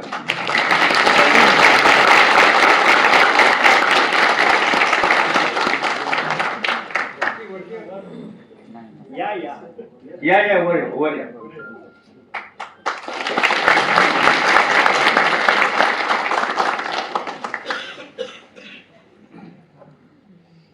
तर ही अतिशय त्यांच्या वडिलांच्या दृष्टीनं अतिशय महत्वाची गोष्ट आहे. मी काही जास्त बोलणार नाही कारण आपल्याला बलकवडे सरांचं ऐकायचंय, महाराजांचं ऐकायचंय. त्यामुळं मी सुमितच्या पुढच्या सगळ्या वाटचालीला शुभेच्छा देतो. आणि इथं सगळेजण एवढे आले, खरं म्हणजे पुण्यासारख्या ठिकाणी आणि तेही रविवारच्या दिवशी एवढा हॉल गच्च भरणं म्हणजे हे जरा अवघडच काम आहे. पण सुमितनं ते सिद्ध करून दाखवलेलं आहे. त्याच्या रसिकांचं आहे हा पुढं खरं रसिकांचं आहे. नाही, ही चांगली गोष्ट आहे. पुणे ते काय उणे असं म्हटलंच जातं. परंतु एवढी गर्दी जमवणं हे सहजासहजी शक्य नाही. ते सुमितनं करून दाखवलं. मी त्याला त्याच्या कुटुंबियांना धन्यवाद देतो आणि मला इथं बोलण्याची संधी दिली त्याबद्दल धन्यवाद देतो. जय हिंद, जय महाराष्ट्र. मनापासून धन्यवाद सर. आपण सगळे या इतिहासाकडे थोडंसं बाहेरून बघत असतो, पण ह्या इतिहासातच जन्माला आलेले किंवा हा वारसा होऊनच जन्माला आलेले संभाजीराजे छत्रपती आज आपल्यामध्ये उपस्थित आहेत. ते या पुस्तकाकडे कसं पाहतात हे आपल्या सगळ्यांना जाणून घ्यायला आवडेल. मी त्यांना विनंती करते की त्यांनी त्यांचं मनोगत व्यक्त करावं. ऐतिहासिक वाडे व घराणी या पुस्तकाच्या प्रकाशनासाठी इथं आवर्जून इथं उपस्थित अशा कार्यक्रमाचे अध्यक्ष ज्येष्ठ इतिहास संशोधक आमच्या सहकारी रायगड प्राधिकरणाचे सदस्य माननीय पांडुरंग बोलपुडे सर, या विचार मंचावर इथं उपस्थित माननीय संजय तांबटजी, इथं उपस्थित विठ्ठल शेवाळेजी, सकाळचे महेंद्र पिसाळ, या विचार मंचावर आत्ताच उपस्थित सुमितचे वडील माननीय डेंगरेजी आणि या ऐतिहासिक पुस्तकाचे लेखक माननीय सुमित डेंगरे, इथं उपस्थित रणजित देशमुख आणि इतर सर्व शिवाजी महाराजांच्या स्वराज्य निर्मितीत जे असणारे सर्व घराणे जे आहेत त्यांचे सर्व वारसदार व उपस्थित सर्व बंधू भगिनी, अतिशय माझ्या दृष्टिकोनातून असा कार्यक्रम एक अविस्मरणीय राहणार आहे. अनेक कार्यक्रमाला जाण्याची मला संधी मिळते, पण ज्या घराण्याने खऱ्या अर्थाने स्वराज्य घडवलं, स्वराज्याच्या निर्मितीमध्ये त्यांचा हातभार होता, अशा लोकांचं कुठेतरी कौतुक व्हावं, त्यांच्या घराण्याचा इतिहास लिखित स्वरूपात यावा, हे होत असल्यामुळं मला निश्चित एक वेगळा आनंद आहे. ज्या घराण्यात माझा जन्म झालाय मला सार्थ अभिमान आहे, पण त्याचबरोबर त्या घराण्याचं नाव उज्ज्वल करण्यासाठी माझा प्रयत्न नेहमीच असतो. आणि अशा वेळी उज्ज्वल करत असताना सुद्धा स्वराज्य निर्माण ज्यांनी केलं छत्रपती शिवाजी महाराजांनी, स्वराज्य हे नुसतं छत्रपती शिवाजी महाराजांचं नाही तर हे स्वराज्य सर्व 18 पगड जात 12 बलुतेदारांचं हे स्वराज्य आहे. आणि त्यात तुमच्या सगळ्या प्रमुख घराण्यांचा त्यातला महत्वाचा एक वाटा आहे. अशा घराण्यातल्या लोकांचं ज्यावेळी पुस्तकाच्या स्वरूपात, ज्यावेळी लिखित स्वरूपात ज्यावेळी सगळं मटेरियल येणार असते आणि अशा वेळी मला ज्या हस्ते प्रकाशनला आपण सुमितने मला सांगितलं, मी ती संधी सोडली नाही. पण सुमितचं मला मनापासून ह्याच्यासाठी कौतुक करायचंय की त्यांनी अनेकदा मला हुडकण्याचा, मला पकडण्याचा हा प्रयत्न केला. शेवटी त्यांनी मला गाठलंच पुण्यात आणि त्यांनी सांगितलं आम्हाला दुसरा कोण पाहुणा नको, तुम्हीच पाहुणा पाहिजे. आणि नुसतं त्यांनी त्यांच्या भाषणात बोलून दाखवताना त्यांनी सांगितलं की छत्रपती घराण्याचा वंशज म्हणून आहेच, पण तुम्ही खऱ्या अर्थाने शिवाजी महाराजांची गटकोट केली असेल किंवा त्यांच्या विचारांनी सुद्धा तुम्ही पुढं तुमची वाटचाल चालू आहे आणि म्हणून तुम्ही आम्हाला पाहुणा लागताच. आणि त्या मिनिटालाच मी त्यांना होकार दिला. पण माझी अडचण एवढी निर्माण झाली होती कालपर्यंत की घरची एक मी सांगू शकत नाही एक अडचण होती. आणि मी काल संध्याकाळी पण त्यांना सांगितलं मी कार्यक्रमाला बलपडेसर मी येऊ शकत नाही. आणि रात्री ती 8, 8:30, 9 वाजता ती क्लिअर झाली आणि मी म्हटलं मी कार्यक्रमाला येतोय का, मी वाटच पाहत होतो. पण ती दुर्दैवाने अशा अनेक प्रसंग येत असतात जीवनात की त्याला आपण सगळ्याच गोष्टी इच्छा असून आपण पोचू शकत नाही. पण मला आनंद आहे की आज सकाळी निघून डायरेक्ट त्या कार्यक्रमाला मी पोहोचलो. कुठं जाऊन पुढे वॉश बिश घेऊन आलो नाही, जे म्हणून लेट जर झालो मी इथे वॉशलाच गेलो होतो. पण समित डेंगेंच्या बरोबर सुद्धा मला कौतुक करणे सकाळचं की सकाळचे एक वेगळा समूह आहे, वेगळे संस्कार आहेत.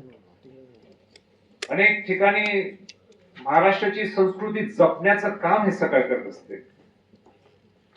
मगाशी प्रस्तावनामध्ये सांगितलं की 1000भर पुस्तकं वेगळे वेगळे पद्धतीने इतिहासाची असतील, क्रीडा क्षेत्रातील असतील, वाङ्मयाच्या माध्यमातून असेल, असे वेगवेगळे शेतीच्या संदर्भातील असतील, असे वेगवेगळे पुस्तकं प्रकाशित किंवा वेगवेगळ्या भाषेत प्रकाशित केलेले आहेत. पण मी आपल्याला सकाळच्या समोर एवढं सांगू इच्छितो की आपण हजारभर पुस्तकं छापले असतील, पण हे पुस्तक जे तुम्ही आपण छापताय पेसाजी, त्याच्या माग सरकारने सुद्धा आज नाही तर उद्या दखल घेण्याची वेळ आहे. कारण राजकारण इतक्या विचित्र पद्धतीने चालू आहे. सॉफिस्टिकेटेड हा शब्दच राहिला नाही आता राजकारणात. आपापल्या सोयीनुसार राजकारण पेरत चाललेलं आहे, ते पुढे तसंच होणार आहे, त्यात काही बदल होणार नाही. अशा वेळी या जुन्या घराणे कसे संपतील, किंबहुना या जुन्या घराण्याचं काही महत्व सुद्धा त्या पुढे राहणार नाहीये. अशा वेळी सकाळी हा पुढाकार घेतला. मी सुमित टेंगेंच्या वतीनं त्यांच्या पूर्ण या सगळ्या इथे जे समूहाचे सगळ्या घरातले जे इथे लोक आले त्यांच्या सगळ्यांच्या वतीनं मी सकाळचा मनापासून आभार व्यक्त करतो.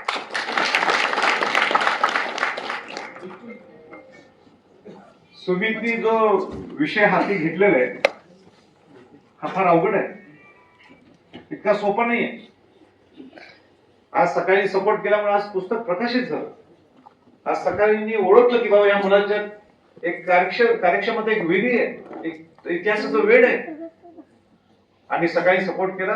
याबद्दल खरोखरच परत एकदा मी सकाळचं अभिनंदन सुद्धा करतो, त्यांचा आभार सुद्धा व्यक्त करतो. पण मला आज छत्रपती शहाजी महाराजांची आज आठवण आहे, आमच्या आजोबांची. छत्रपती शहाजी महाराज हे कोल्हापूरचे शेवटचे छत्रपती, म्हणजे 1947 मी म्हणतो. जोपर्यंत सरकारमध्ये आपण विलीन नाही झालो तोपर्यंत आपण 1947 म्हणतो. आणि छत्रपती शहाजी महाराज सुद्धा लक्षात आलं 1960-70च्या दरम्यान, साल चुकत असेल माझे, पण अनेक छत्रपती घराणे, तळवीरकर छत्रपती घराण्याचा सुद्धा इतिहास लिहिलेला नाहीये. तिथं तर सगळे मोठे सरदार, मोठे जागीरदार, हिम्मतबहादर चव्हाण असतील, सरलष्कर असतील, पद प्रतिनिधी असतील, पद अमात्य असतील, यांचा सुद्धा इतिहास त्यांच्या वारसदारांना माहित नाही. हे लिहिलं नाही तर पुढच्या नवीन पिढ्या समजच कसे की आपल्या पूर्वजांनी काय इतिहास घडवले. संताजी घोरपड्यांचा इतिहास असेल, कापशीकरांचा, हे शहाजी महाराजांनी सगळे हे करवीरकरांचा इतिहास त्या छत्रपती घराण्यातल्या जे सरदार, जगदीश कोल्हापूरकर कनेक्टेड जे होते त्यांचा सगळ्यांचा इतिहास लिहून घेतला. आणि मला वाटतं त्याच्यानंतर जर कोणी परत एकदा इतिहास जर लिहिला असेल, ते प्रामुख्याने तुमच्या नगर ह्या परिसरात जर कोणी लिहिला असेल तर समीर टेंगे लिहिला. त्यावेळी छत्रपती घराण्याच्याकडं त्यावेळी बाकीच्या काही अडचणी नव्हत्या. शहाजी महाराजांची इच्छा झाली होती लिहू शकले, पण समीर टेंगेची इच्छा झाली लिहायचं, पण त्याला सपोर्ट करणार कोण आलं? आताचे राज्यकर्ते म्हणा, ते आम्हाला सकाळ समोरचे राजकर्ते, राज्य कार्यकर्ते किंवा राज्य त्याला पुढारी हे काही पुस्तक देण्यात त्यांना काही रस नाही. मला वाईट वाटते. म्हणजे मी आज मगाशी बारकाईने सगळे छायाचित्र पाहत होतो. इतके सुंदर वाडेत आपल्याकडे, इतका मोठा इतिहास आपल्याकडे, इतके मोठे संस्कार आपल्याकडे, आणि काय परिस्थिती आहे तिची. उद्या 25 वर्षांतर काही राहणार आहे ते मला माहित नाही. आज रणजित देशमुखांचा वाडा सुंदर याच्यात सुद्धा आहे. आज त्यांच्याकडे चांगली कॅपॅसिटी, त्यांची ते घरात म्हणजे सुदैवाने त्यांच्या आई वडिलांनी चांगले पैसे कमवले म्हणून आज ते मेंटेन करू शकतात. पण सगळ्यांना शक्य नाहीये. हा इतिहास जीवन कसा ठेवायचा आपण याच्यावर कोण बोलणार? म्हणून माझं भाषण सुरुवातीलाच मी काय म्हटलं, या पुस्तकाच्या माध्यमातून सरकारला जाग येईल. त्याचा अर्थच असा आहे की सरकारची जबाबदारी नाही का या सगळ्या जुन्या प्रॉपर्टी, जुने वाडे त्यांना संवर्धन जतन करण्याची सरकारची जबाबदारी नाही का? मला एका कुठल्या सरकारवर दोष द्यायचा नाही. सगळे 75 वर्षात का सरकारने जबाबदारी घेतली नाही? मला एक साधं उदाहरण द्यायचंय बरपडे सर.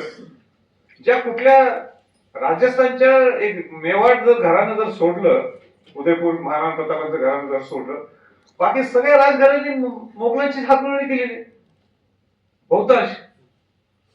आज त्यांचे वाडे किती सुंदर दिसायला लागले. त्यांचे छोटे छोटे ठेकेदार त्याला ते काय ते शब्द म्हणतात ते ठेकेदार नाही म्हणतात, काही एक शब्द आहे म्हणजे जे आपण छोटे आपण सरदार म्हणतो किंवा आपण सरकार म्हणतो, ठाकूर. त्यांचे छोटे छोटे वाडे आज इतके सुंदर दिसायला लागले. ते कसे? याचा विचार कोणी केलाय का? आणि त्याला साधं उत्तर हे आहे की तिथल्या राजस्थानच्या सरकारने त्यांना सपोर्ट केला.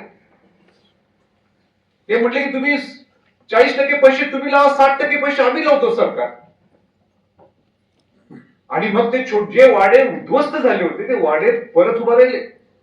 नुसते मोठे राजवाडे नाहीत किंवा मोठे किल्ले नाहीत, पण छोटे वाडे सुद्धा जे आज हवेली आहेत तिथल्या, जे आज 3 स्टार 5 स्टार 4 स्टार हॉटेल्स निर्माण झालेले आहेत, आज ते कसे जीवन झाले? त्यांच्याकडे कुठला पैसा होता? पैसा सुद्धा आपल्या उलट वाड्यात थोडे लोकांकडे पैसा होता, त्यांच्याकडे काहीच नव्हतं. सगळं संपलं होतं. पाऊस पाणी नाही तिकडे. आणि अशा ठिकाणी ते परत वाडे उभा राहिले. सरकारने मदत केली, ते स्वतःच त्यांनी पैसे घातले. आज अशी परिस्थिती आहे. बंधू भगिनींनी मला मुद्दाम सांगायचे, जे त्यांचे पूर्वज ज्या पद्धतीने राहत होते त्याच्यापेक्षा ते चांगले राहायला लागले. आता हे कोण सांगणार सरकारला? मला खंत वाटते, दुःख वाटतं बलपडे सर. तुम्ही शिवाजी महाराजांच्या बद्दल इतकं तो पोट तिकडे सगळा इतिहास सांगता, इतिहासाचं संशोधन करता, पूर्ण वेळ इतिहासात वाहून घेतला, आयुष्य वाहून घेतला आपण त्याच्यात. पण शिवाजी महाराजांच्या गडकोट किल्ल्यांचं कोण लक्ष देणार आहे? आज रायगड किल्ल्याचं सुद्धा संवर्धन जतन करत असताना बलकोडे सर मेंबर आहेत, त्याचे सदस्य आहेत. किती त्रास आहे आम्हाला. ते सुद्धा रायगड प्राधिकरणाची स्थापना मी मागायला लागलो. माझी काही प्रशंसा करायची नव्हती. मी त्या घरात माझा जन्म झाला पिसाचा, म्हणून मी तो वेटो वापरला. मी सरकारवर दबाव आणला आणि मग ते रायगड प्राधिकरणाची स्थापना झाली. 75 वर्षात नुसतं 1.25 कोटी रुपये खर्च झाला रायगड किल्ल्यावर. म्हणजे रायगड किल्ला म्हणजे is the epitome of all forts. म्हणजे सगळ्यात दुर्गराज रायगड मध्ये, रायगड सुद्धा कोण संबोधित करत नाही, त्याला काय म्हणतात? दुर्गराज रायगड. म्हणजे आपण कसं शिवाजी महाराजांना पूर्वी पहिला श्री लावणार, तसं रायगडला सुद्धा संबोधित करताना दुर्गराज रायगड, एकरी म्हणायचं नाही रायगड. त्या किल्ल्यावर नुसतं 1.25 कोटी रुपये झाले 75 वर्षात खर्च. ज्या ठिकाणी शिवाजी महाराज छत्रपती झाले, शिवाजी महाराजांचा राज्याभिषेक सोहळा झाला, म्हणजे जेवढं सुख रायगडने बघितलं तेवढं दुःख सुद्धा रायगडने बघितलं. शिवाजी महाराज तिथं वाढले, समाधी तिथं आहे शिवाजी महाराजांची. तिथं आमचं कोणाचं लक्ष? आता मी काय मला आनंद आहे, मला लेखकांनी सांगितलं सुमितने की ज्या पद्धतीने काम चालू आहे, आम्हाला इतक्या अडचणीत काम तिथं करत असताना बलकोडे सर बिचारे धडपड द्यायचे कुठं अलिबागला मिटिंगला. आणि शेवटी ती मिटिंग मध्ये मला विषय माझ्याकडे सांगितला, अध्यक्ष महोदय मला म्हटले, असे म्हटले नाही पण सांगायची पद्धत आहे असा विषय आहे. तुम्ही सुद्धा म्हणणार हे अध्यक्ष महोदयच असा संबोधित त्यांनी केला असं समजू आपण. ते म्हणजे अध्यक्ष महोदय आम्ही धडपडत ह्या वयात कुठे यायचं? अलिबागला पुण्यावरून जाण्याचा खर्च सुद्धा 2-3 हजार रुपये होतो. राहायचं सोडून द्या, हे 3,000 रुपये तर आम्हाला कोण देणार? पण तुमच्याकडे आम्हाला घ्यायचं नाही. आम्हाला रायगड प्राधिकरण देऊ शकते का? रायगड प्राधिकरण कोट्यावधी रुपये शिल्लक, पण आम्ही बलकोडे सरांना 3,000 रुपये देऊ शकलो. ते 3,000 रुपये खिशासाठी मागत होते. तो हक्क आहे, अधिकार आहे त्यांचा. काय का प्राधिकरणाचं सदस्य केलं तर तेवढं तर जाण्याचं करा. आम्ही काही मानधन मागत नाही. आम्ही म्हणत आमच्या मिटिंगला 10,000 रुपये द्या, 5,000 रुपये द्या. आम्ही नाही म्हणत. जाण्याचं तर खर्च करा. आलेल्या लोकांना चहा पाणी तर द्या. मग आम्हीच म्हटलं कलेक्टरना, जिल्हाधिकाऱ्यांना का द्यायला पाहिजे? सगळ्यांना द्यायला पाहिजे म्हटलं. अध्यक्षांना सोडून द्या, पण सदस्यांना तर द्या. उत्तराला GR मध्ये नोंद नाही. आज हीच परिस्थिती. अजूनही GR मध्ये आम्ही आता फाईल पाठवली आहे. कुठं पाठवली फाईल? मुंबईत, अलिबाग वरून मुंबईत, की आम्हाला GR मध्ये आमच्या सदस्यांना मानधन नाही, जाण्याच्या खर्चासाठी पैसे द्या. ही परिस्थिती आहे आमची. किती वाईट आहे. गडकोट किल्ल्याचं संवर्धन जतन करायचं म्हणतात. मी का गटकोट किल्ल्यांचा बोलतोय, आपला नंबर केव्हा लागणार आहे हे पहिले गटकोट किल्ल्यांना पैसे लागल्यानंतर मग आपला नंबर लागणार आहे. मला सांगा किती गटकोट किल्ल्यांसाठी ह्या सरकारने आणि पूर्वीच्या सरकारने 75 वर्षात काय मदत केली हो सरकारने? समिती स्थापन करायची. कोण समितीमध्ये? इतिहासकार पांडुरंग बलकोटे सर घ्या त्यांना काय. मग समितीमध्ये यायचं, पुण्यात मिटिंग, मोठे मोठे सजेशन बलकोटे सर देणार, हे असं असं असं. आणि अनेक जे गटकोट किल्ल्या संवर्धन काम करणारे लोक आहेत ते मोठे सजेशन देणार. कुठे ते सजेशन? कचऱ्याच्या पेटीत. सॉरी टू से कचरा कोणीही त्याचं नोंद घेतली नाही. आता नवीनच सुरू केलेलं लोकांना फसवण्याचा कार्यक्रम आहे. त्याची सुरुवात सुद्धा मिस केली की म्हणलं आपला एकही किल्ला जागतिक वारसा स्थळ वर्ल्ड हेरिटेज साईट मध्ये नाही. राजस्थानचे 7 किल्ले, आपला रायगड सुद्धा नाहीये. मग आता सरकारने 11 काय 12 किल्ले त्याच्यात घालायच्यासाठी प्रयत्न केला. मला त्याचं कट केलं त्यांनी, बरोबर, ह्याला क्रेडिट जायला नको म्हणून, तो भाग वेगळा, आपला नको आहे क्रेडिट. पण 12 किल्ले हे जागतिक वारसा स्थळामध्ये आता नोंद होतील आणि त्याच ते उदो करणार आहे सगळीकडे. लोकांना फसवलं की आम्ही जागतिक वारसा स्थळामध्ये आम्ही किल्ले आणले, पुढं काय ते उत्तर देऊ शकत नाही बलकोटे सर. जागतिक वारसा स्थळामध्ये पैसे येत नाही, उलट जागतिक वारसा स्थळामध्ये किल्ला गेला की नुसतं ब्रँडिंग होते. गुगल मी टाईप केलं की जागतिक वारसा स्थळामध्ये महाराष्ट्रातले कुठले किल्ले, मग रायगड, सिंधुदुर्ग, पन्हाळा असे नावं येतील. मग फॉरेनचे पर्यटन मग इथं पाहायला येतील, बघायला येतील. तेवढंच फंडिंग काही येत नाही युनेस्को मधनं. पण हे 5 वर्ष ह्यातच काढणार. 75 वर्ष झाले, आता पुढचे 5 वर्ष 80. आणि मला आवडलं मगाशी कोणतरी बोललं, संभाजी परखड आणि स्पष्ट बोलतात. हो, मी त्यांना सांगितलं मला रायगड पालिकेचा अध्यक्ष या दिवशी मला वाटायचं मी काम करून मी सोडणार आहे. हे सांगायला लागलं का जोपर्यंत आपण शिवाजी महाराजांचं नाव घेऊन चालणार नाही तर खऱ्या अर्थाने त्यांची जिवंत स्मारक जिवंत जर ठेवायचे असतील तर गटकोट किल्ले असतील, वाडे असतील, छोटे मोठे वाडे असतील, त्याचं संवर्धन जतन होणं गरजेचं आहे. काहीतरी सोल्युशन करायला पाहिजे, काहीतरी मार्ग काढायला पाहिजे. इतके सुंदर वाडे, हे पुस्तकाचं शिवायचं 100 वर्ष आणि 25 वर्षानंतर जे वाडे थोडेच फार सुद्धा शिल्लक आहेत हे सगळे संपुष्टात जातील. काय राहणार सुद्धा नाही. कुठं आणायचा पैसा? आणि माझं काम नाहीये इतिहास बोलणार, ते बलकोटे सर ते बोलतील. माझं काम काय, तुम्हाला संरक्षण कसं देत आहे. वाडे हे जे वाडे या वाडे जीवन कसे ठेवता येतील, हे जीवन स्मारक कसं ठेवता येतील, याचं संवर्धन जतन कसं करता येईल, त्याच्यासाठी संभाजी छत्रपती. मी आज इथे येऊन शिवाजी महाराजांचा इतिहासावर 1% मी आज काय बोलणार नाही. पण हे करू नये, काही करायला नाही पाहिजे का? आणि माझी पेसाळ साहेबांना माझी विनंती, तुम्ही ही जबाबदारी घेतली फार मोठी आहे. तुम्हाला सुद्धा आम्ही अडकून टाकलेलं आहे. तुम्हाला कसं अडकून टाकलंय नुसतं तुम्ही लिहून नाही, त्याच्या पुढची जबाबदारी तुम्ही दररोज पेपरमध्ये यायला पाहिजे. ह्याच्या गोष्टी उठाव व्हायला पाहिजे. ज्या कुठल्या किल्ल्यांचा इतिहास नाही त्या किल्ल्यांचा उदो राजस्थानचे लोक करतात. संदीप निर्मल आमच्यावर आलेले, हे माझ्यावर अनेकदा राजस्थान आले. ते संदीप निर्मल नुसतं सरदार मी ऐकलं, सरकार ऐकलं म्हणायचे. कुठलं? शिर्डीच्या जवळ कुठलं गाव तुमचं? कोपरगाव म्हणा. आम्ही इथे काय उपयोग म्हणून काय उपयोग. आणि तिकडे त्यांचं जाऊन कौतुक करायचं. कोणाचं? राजस्थानच्या लोकांचं.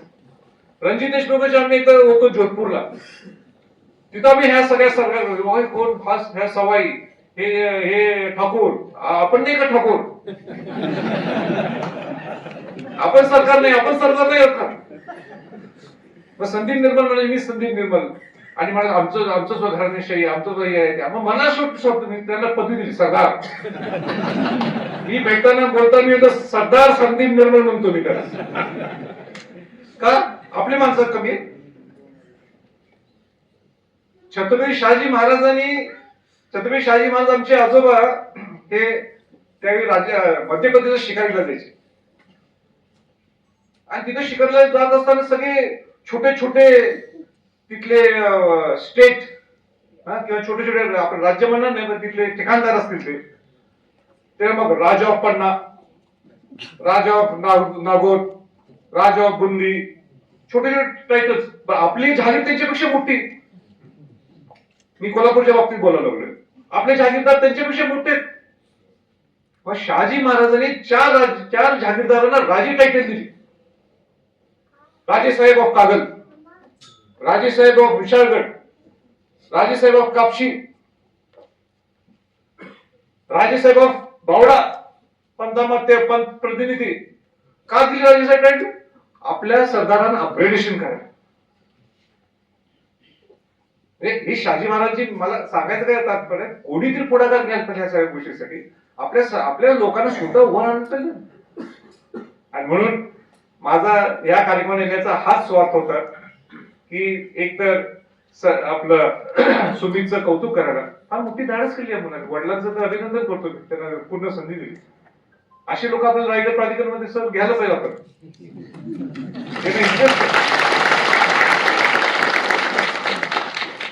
परवा मी भारतीय संशोधन मंडळ, भारत इतिहास संशोधन मंडळात गेलो होतो. एवढा मोठा इतिहास मी बलकोटे संचित तळमळ मी पाहिली. एवढं सांगत मला बिचारे दिवस 3-4 तास मी तिथं काढले. मला स्वतःला लाज वाटली की मला एवढा वर्ष का लागले. 54 वर्ष मी झालो आता. 50 वर्ष मला लागले तिथं त्या मंडळात येऊन भेट द्यायला. त्यांनी सांगितलं आम्ही सरकारकडनं 1 रुपया घेतला नाही, पण आम्ही स्वतःच्या हिमतीवर आम्ही सगळं उभा केलं. कौतुक आहे. पण ते सगळ्यांनी शक्य आहे का सांगा? नाही शक्य. कॉन्झर्वेशन आर्किटेक्ट नाशिकचे वरुण भांबरे, त्यांचे वडील त्या इतिहास संशोधन मंडळाचे ते सदस्य आहेत. आज म्हणजे अनेक बोलण्यासारख्या गोष्टी भरपूर आहेत. रणजित देशमुख, तुम्ही पुढाकार घ्यायला पाहिजे. तुम्ही यांचा सगळ्यांचा नेता व्हा. त्याच्यानुसार तुम्ही नेतेगिरी तुमच्या नाशिक पुरतं, नाशिक नाही आपलं संगमनेरच्या पुरतं तुमची नेतेगिरी नको. त्या नेतेगिरीच्या पलीकडे हे तर नेतेगिरी केली तर तुम्हाला जास्त लोक प्रेम करतील. त्या सगळ्या छोट्या मोठ्या सरदार लोकांना एकत्र राहणार. माझी फार विनंती आहे तुम्हाला. आणि ते सगळं संपून जाणार, काय राहणार नाही. नेतेगिरी माझ्या कुठल्या शब्दात माझं म्हणण्याचा अर्थ आहे की पुढारी पण नाही, पण या सगळ्यांना एकत्र आणणार. त्यांचे वाडे कसे आपल्याला जीवन ठेवता येईल, कसे जीवित स्मारक होऊ शकतात, कोणी ते पुढाकार घ्यायला पाहिजे. आणि सरकारवर हे दबाव आणल्याशिवाय या गोष्टी होणार नाहीत. माझी कुठेही मदत लागली तर मी तुमच्या सेवेशी आहे, एवढं मी या प्रसंगी मी सांगू इच्छितो. आणि तुम्ही इथं थांबून चालत नाही, ही सुरुवात केली. पण तुम्हाला आता महाराष्ट्रातही छोटे मोठे अनेक घराणे आहेत ज्यांनी स्वराज्याच्या निर्मितीसाठी त्यांचा फार मोठा वाटा आहे. या सगळ्याच ठिकाणी तुम्ही रोल प्ले करायला पाहिजे. तुमचं कसं काय मानधन कसं कुठनं तरी जिथे घर चालत पण ना शेवटी. नाहीतर वडील म्हणतील इंजिनियर केलं, हा मुलगा लागला इतिहासाच्या वेड्यात. ती सिस्टम कशी आपल्याला वापरायची आपण बघू काय करतात काय नाही. पण तुमच्यासाठी मुलं पुढे यायला पाहिजे. आणि पूर्ण महाराष्ट्रातला म्हणजे मोठ्या मोठ्या घराण्याचा इतिहास सगळ्यांनी लिहिलेलाच आहे. संताजी घोरपड्यांचा असेल, हिम्मत बाजारांचा असेल, पेशव्यांचा असेल किंवा सगळे अनेक लोकांचे इतिहास सगळे लिहिले. पण छोटे मोठे अजूनही घराणे ज्यांचा इतिहास लिहिला नाहीये ते पुस्तकाच्या स्वरूपात कसं लिहिता येईल या दृष्टीने समित डेंगेंनी पुढाकार घ्यायला सकाळचं त्यांच्या पाठीशी. पण आम्ही सुद्धा त्याच्या पुढे काय आमची कुठं मदत लागली काय लागली तर आम्ही निश्चित तुमच्या पाठीशी राहू. मला वाटते भरपूर वेळ मी बोललो आणि काय मी बोलत नाही. आणि उद्या पुढच्या वेळी एकदा अनेकदा सत्र काय ते असलं ते आपण आणि गटकोट किल्ल्याच्या बाबतीत माझं जे पोर्टे किंवा सी पोर्ट सर्किट टुरिझम असेल, मी ज्याच्या माझं नेहमी एक बोलणं असते की जे असं समुद्रातले अनेक किल्ले आहेत आपले ते कसे जगातल्या म्हणजे सी पोर्ट सर्किट टुरिझम म्हणजे मुंबई राजधानी ते रायगड राजधानी हे तुम्ही बोटीच्या माध्यमातून कसं पोहोचू शकता. ते सोपे अनेक गोष्टी आहेत जे सरकारच्या हातात आहेत आणि मी नेहमी बोलत असतो. पण बघू आता जेव्हा होतील तेव्हा होतील. आणि मला आपण बोलवलं माझ्यासाठी एक अविस्मरणीय हा कार्यक्रम असं म्हटलं तर काही चुकीचं होणार नाही. आणि आपण सुद्धा जसं रविवार असला तरी आपण रसिक म्हटलं तरी तिथं रविवारी येणं आपलं सगळी कामं बंद करून येणं. अनेक लोक रात्री येऊन इथं मुक्काम केलंय त्याबद्दल मी तुमचं सर्वांचा मनापासून आभार व्यक्त करतो. आपल्या घरांना फार महत्वाचे घराणे आहेत, त्याचा जेवढं शक्य होईल तो आपण आपल्या इतिहास जीवन ठेवणं गरजेचं आहे. आणि सुमितनी जे पुस्तक लिहिलं आहे जास्तीत जास्त लोकांच्या पर्यंत पोहोचवणं हे तुमची सर्वांची जबाबदारी आहे, आमची सर्वांची जबाबदारी आहे. कारण शेवटी हे पुस्तक आणि कोण आता वाचन संस्कृती कमी झाली आहे तरी आपली जबाबदारी आहे लोकांच्या पर्यंत पोहोचवणं. हे डिजिटल स्वरूपात सुद्धा पुस्तक कसं आणता येईल त्याच्याकडे सुद्धा आपण सगळ्यांनी बघूया. पण जास्तीत जास्त नुसतं पुस्तक ह्याच्यात लायब्ररीमध्ये राहायला नको, तरी पुस्तक जास्तीत लोकांच्या वेळेस कसं आपल्याला देता येईल ही आपली जबाबदारी. घरी कोण आला पाहुणा आला की उगाच कुठेतरी हा तुरा घालण्यापेक्षा किंवा आणि कुठेतरी मटणाचं जेवण देण्यापेक्षा की आपण हे पुस्तक घेऊ. मला माहिती आहे तिथं मटणाचं जेवण छान आता मिळते, हॉटेल संदीप असेल किंवा बऱ्याच गोष्टी. तर नुसतं येऊन मटण भाकरी कुसकरून खाण्यापेक्षा आपण पुस्तक त्या स्वरूपात भेट द्यावी अशी माझी विनंती. नाही तर पाहुणाला की संदीपला न्याय किंवा आणि ते मटण खायला कुठेतरी घेऊन जाऊ त्याच्यापेक्षा पुस्तक दिलेलं केव्हाही चांगलं. त्या तू पाहुणा परत लवकर येणार नाही, पण जेवण मटणाचं जेवण आलोय नगरला आणि आम्हाला मटणाचं जेवण दिल्यापेक्षा नुसतं आम्हाला पुस्तक दिलं तरी काय हरकत, तो पाहुणा परत नाही आला तरी चालेल, पण आपण पुस्तकच देऊ आणि जेणेकरून आपला इतिहास जीवन ठेवू. एवढंच बोलतोय आमचं. जय जय महाराज. मनापासून धन्यवाद सर. सरांनी इतिहास जतन करण्याचं महत्त्व आपल्याला सांगितलं. मग ते ऐतिहासिक वास्तूंच्या माध्यमातून असो किंवा लिखाणाच्या माध्यमातून असो, शब्दांच्या माध्यमातून असो, हे जतन करणं फार महत्त्वाचं आहे. मला या संदर्भात बलकवडे सरांनीच लिहिलेलं एक वाक्य इथे आठवत आहे. सरांनी असं लिहिलं होतं की भारत किंवा भारताची संस्कृती, भारताचा इतिहास का टिकून आहे तर तो परिवर्तनशील आहे म्हणून तो टिकून आहे. मला असं वाटतं हे परिवर्तनाचं जतन आहे. सुमितजींनी सुद्धा जे केलेलं आहे ते परिवर्तनाचंच जतन आहे. इतिहासाकडे इतक्या मूलभूत पद्धतीने बलकवडे सर बघतात. आपण सगळेजण त्यांचं भाषण ऐकण्यासाठी, मनोगत ऐकण्यासाठी उत्सुक आहोत. मी त्यांना विनंती करते की त्यांनी त्यांचं मनोगत व्यक्त करावं. वक्रतुंड महाकाय सूर्यकोटि समप्रभ निर्विघ्नं कुरु मे देव सर्वकार्येषु सर्वदा. आई आदिशक्ती तुळजा भवानी, जगद्गुरु तुकोबाराय, छत्रपती शिवराय. सकाळ प्रकाशन व्यवस्थेच्या माध्यमातून आमचा तरुण इतिहास संशोधक मित्र सुमित डेंगळे यांच्या ऐतिहासिक वाडे व घराणी या ग्रंथाचं प्रकाशन झालं असं मी प्रथम जाहीर.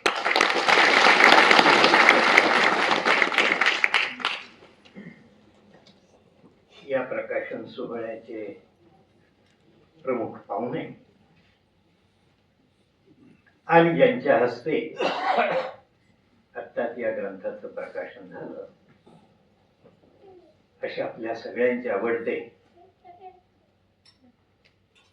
छत्रपती संभाजी महाराज, नगर जिल्ह्याचे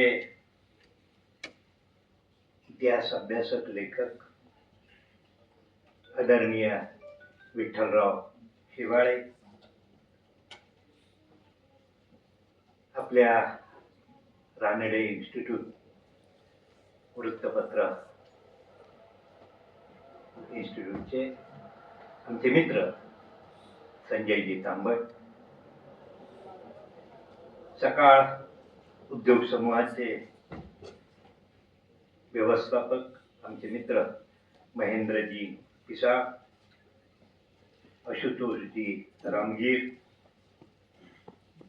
आता अतिशय उत्तम असं सूत्रसंचालन करणाऱ्या तेजस्विनी गांधी आणि त्याचबरोबर प्रकाशन संबंधित सर्व मंडळी आणि सगळ्यात महत्वाचं म्हणजे आपण सगळेजण रविवारच्या दिवशी नगर जिल्ह्यातून इतक्या लांबून आपल्या पूर्वजांवर लिहिलेल्या ग्रंथाचं स्वागत करण्यासाठी आलेले आहात. मी प्रथम आपल्या सगळ्यांचं स्वागत करतो. हा ग्रंथ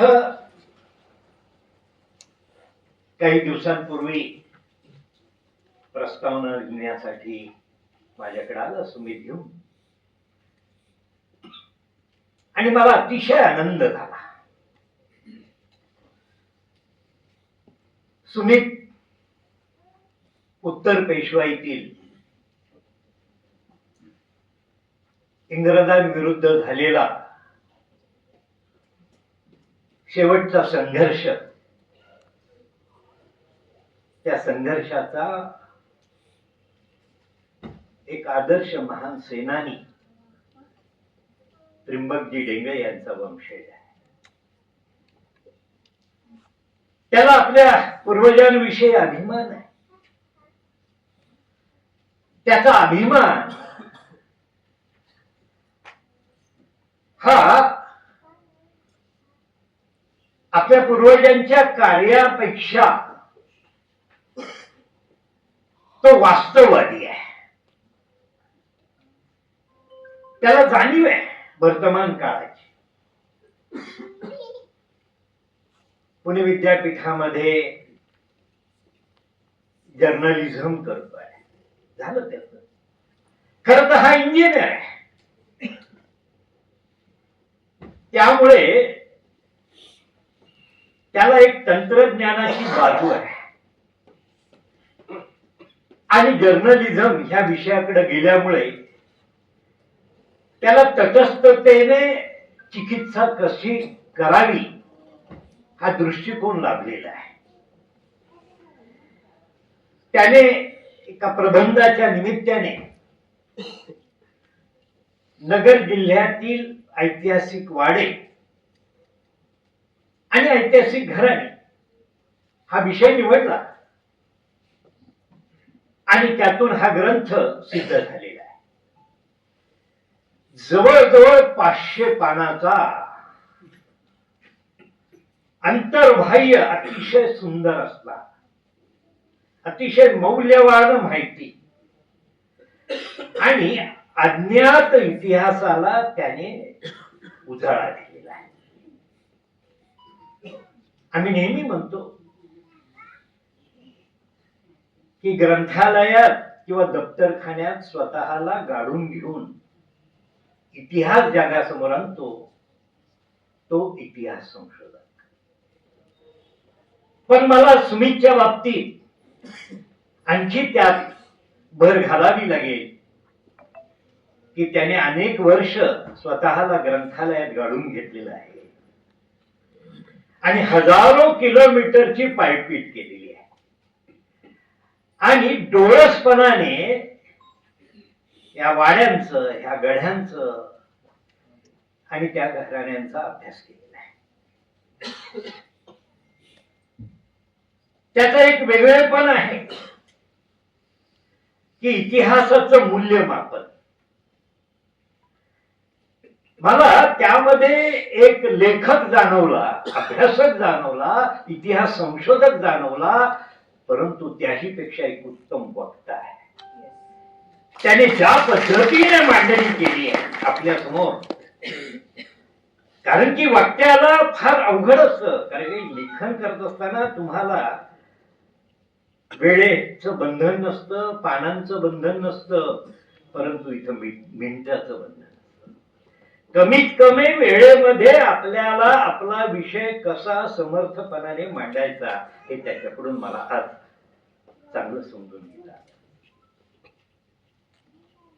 त्याने जे दुःख मांडलंय, जी घराण्यांचा अभ्यास केलाय, या ग्रंथामध्ये अनेक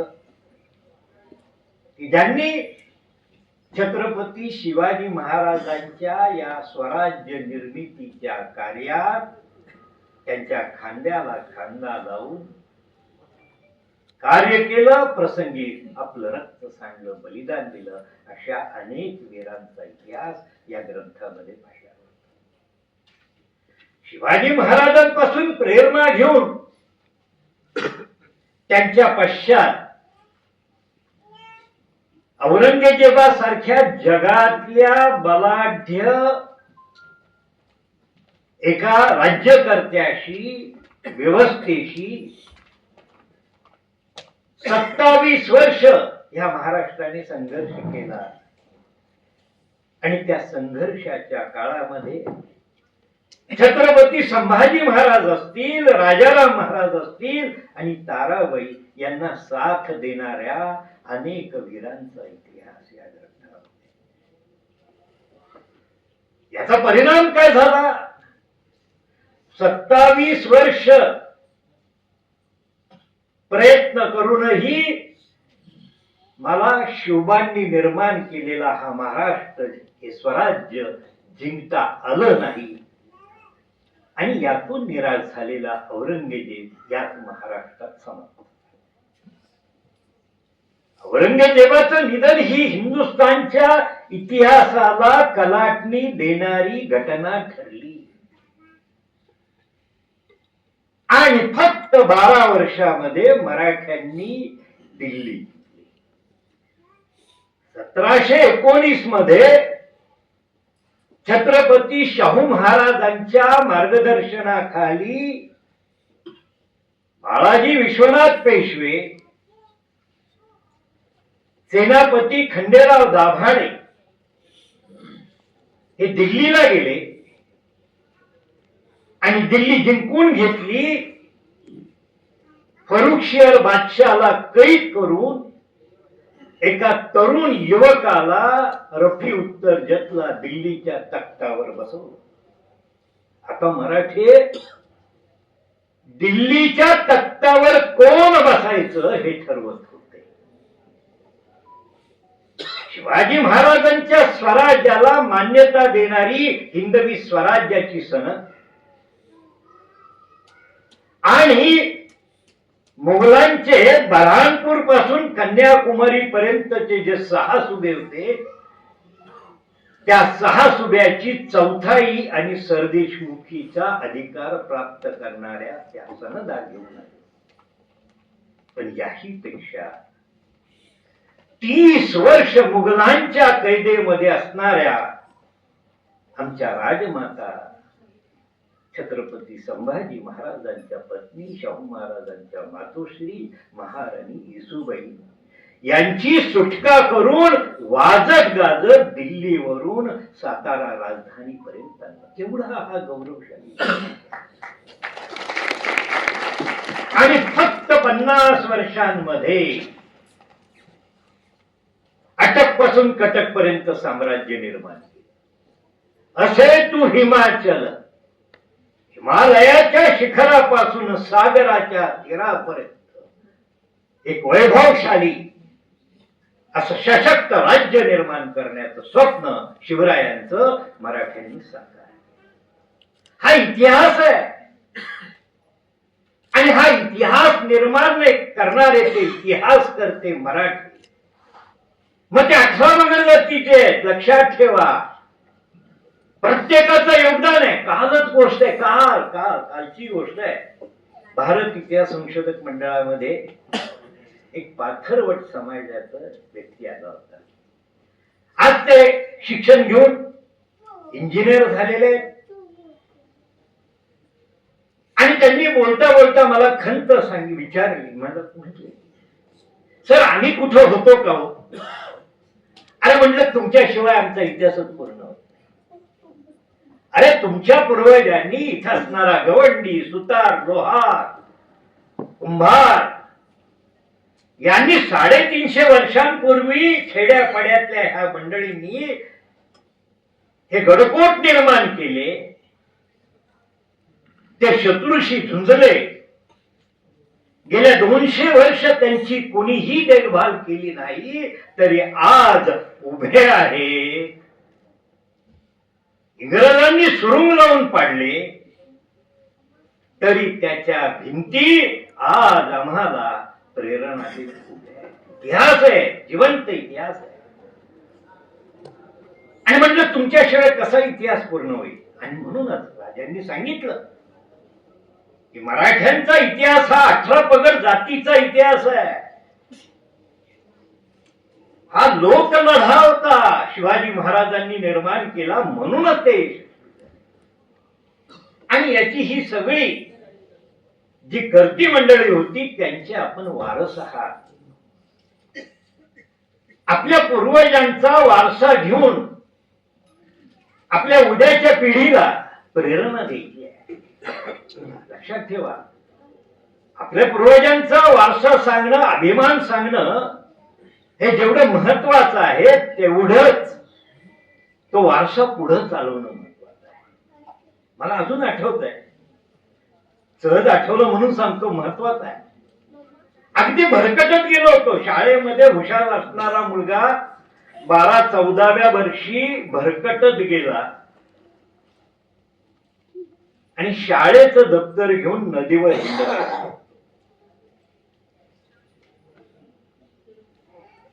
आणि एके दिवशी माझ्या पूर्वजांच्या इतिहासाचा एक धडा शाळेत अभ्यासक्रमात होता. गड घेऊन सिंह आला. तानाजी मालुसऱ्यांनी सिंहगड घेण्यासाठी बलिदान दिलं. माझ्या पूर्वजांनी गड घेऊन आले म्हणून गड घेऊन सिंह आला बाबासाहेब पुरंदरेंचा धडा होता. मला आनंद वाटला. शाळेत मी तो धडा वाचला, दाखवला. शाळेचा हिरो होतो. आणि संध्याकाळी घरी आल्यानंतर माझ्या वडिलांकडे हट्ट धरला, मला त्या बाबासाहेब पुरंदरेंना भेटायला जायचं. बाबासाहेबांकडे माझे वडील घेऊन गेले. 10-12 वर्षाचा होतो. आणि सहजतेने मला बाबासाहेबांनी विचारलं, बाळा काय करतोयस? तर वडिलांनी सांगितलं, अतिशय हुशार आहे, एक पाठी आहे, परंतु काही दिवस तो बिघडलेला आहे. त्या क्षणाला बाबासाहेबांनी एकच गोष्ट केली. शिवाजी महाराजांची प्रतिमा होती, त्या प्रतिमेपाशी घेऊन गेले, पूजन करायला लावलं आणि मला म्हटले, लक्षात ठेव, आपल्या पूर्वजांचा वारसा सांगणं सोपं आहे, जपणं अवघड आहे. लक्षात ठेव, ज्या आपल्या पूर्वजांनी या राष्ट्रासाठी, संस्कृतीसाठी, समाजासाठी, धर्मासाठी बलिदान केलं, त्याग केला, तो वारसा असा सोपा नाहीये. तुझ्यावर बंधन आहे. आपल्या पूर्वजांच्या नावाला कदापि बट्टा लागणार नाही असं वागावं लागेल. आणि तो माझ्या आयुष्यातला, जीवनातल्या परिवर्तनाचा क्षण होता, क्रांतिकारी घटना होती. आणि त्यातून आज मी तुमच्या समोर. आपण सगळेजण इतिहासाचे वारसदार आहोत, परंतु लक्षात ठेवा, आपल्याला तो वारसा पुढे न्यायचा आहे. त्या समाजासाठी, राष्ट्रासाठी काहीतरी करायचं आहे. आता हा ग्रंथ फार महत्वाचा आहे, कारण की या निमित्ताने की काय घडलं महाराष्ट्रात. बघा, शिवाजी महाराजांचं कार्य का मोठं आहे, तर त्यांनी या अन्यायी, अत्याचारी शक्तींशी, राज्यकर्त्यांशी संघर्ष करून राष्ट्र, समाज आणि संस्कृतीचं रक्षण, स्वराज्य निर्माण केलं. पण त्याही पेक्षा त्या स्वराज्याला सुराज्य केलं. कारण की स्वराज्य कशासाठी? जर त्या देशामध्ये, त्या राज्यामध्ये, त्या राष्ट्रामध्ये स्वराज्य नसेल तर त्या स्वराज्याला अर्थ नाही. आणि म्हणून शिवाजी महाराजांच्या कार्याचे हे 2 भाग आहेत. एक स्वराज्य निर्माण करणारे शिवराय आणि त्या स्वराज्याला सुराज्य करणारे.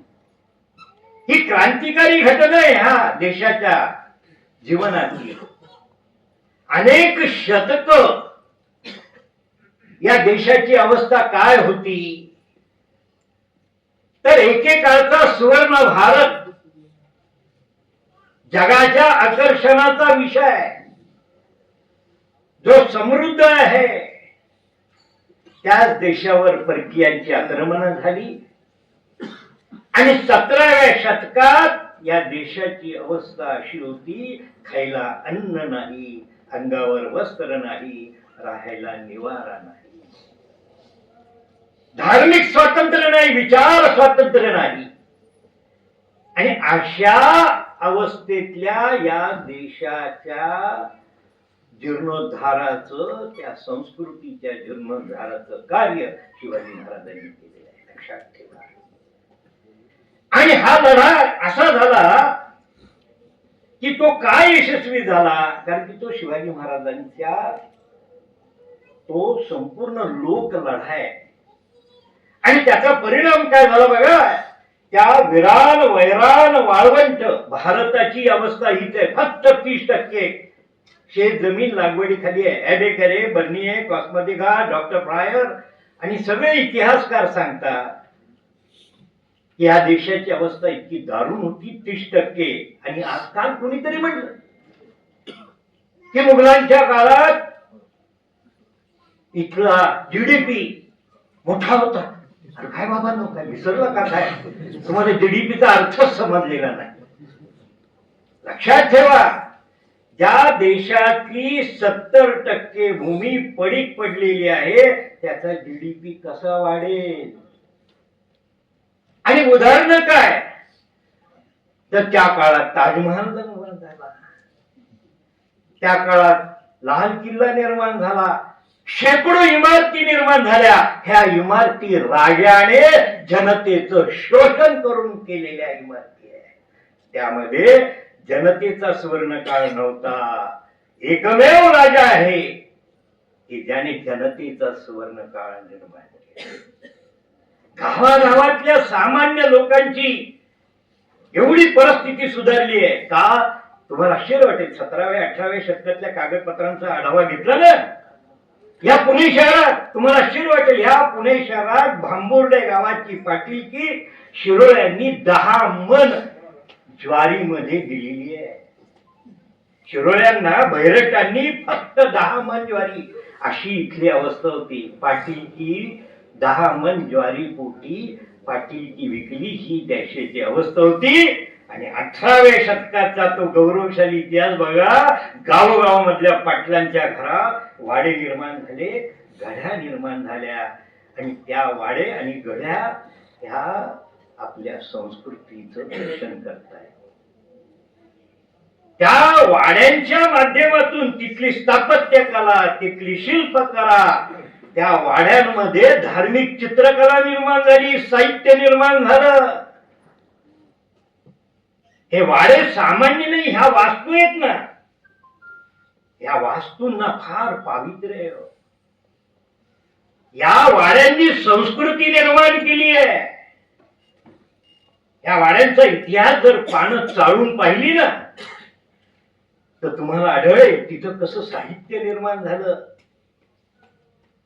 अनेक पंडितांना आश्रय दिला गेला. या प्रत्येक वाड्यांमध्ये हस्तलिखित ग्रंथांचं ग्रंथालय होत. या वाड्यांमधली चित्रकला बघा, शिल्पकला बघा. आणि आमच्यासाठी हा फार मोठा आदर्श होता. संपूर्ण हिंदुस्थानची गंगा महाराष्ट्रात वाहत होती. यामध्ये अनेक त्यांनी स्वतः त्याचा धांडोळा मागाशी सांगितलं. या प्रत्येक घराण्याचं कौतुक गोमाजी नाईक पानसंबळ जिजाऊंचे कारभारी होते बरं का. जिजाऊंचे खाजगी कारभारी गोमाजी नाईक पानसंबळ. त्याच्यामध्ये सगळ्यांचा नारो गोविंद आवटी, ऍडमिरल आवटींचे पूर्वज होते. नारो गोविंद आवटी कल्याणचे सुभेदार होते, रायगडचे शेवटचे सुभेदार होते.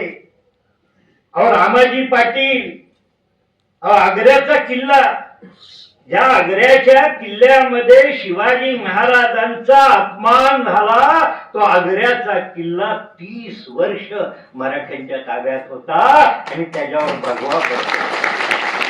हा इतिहास कामे आला.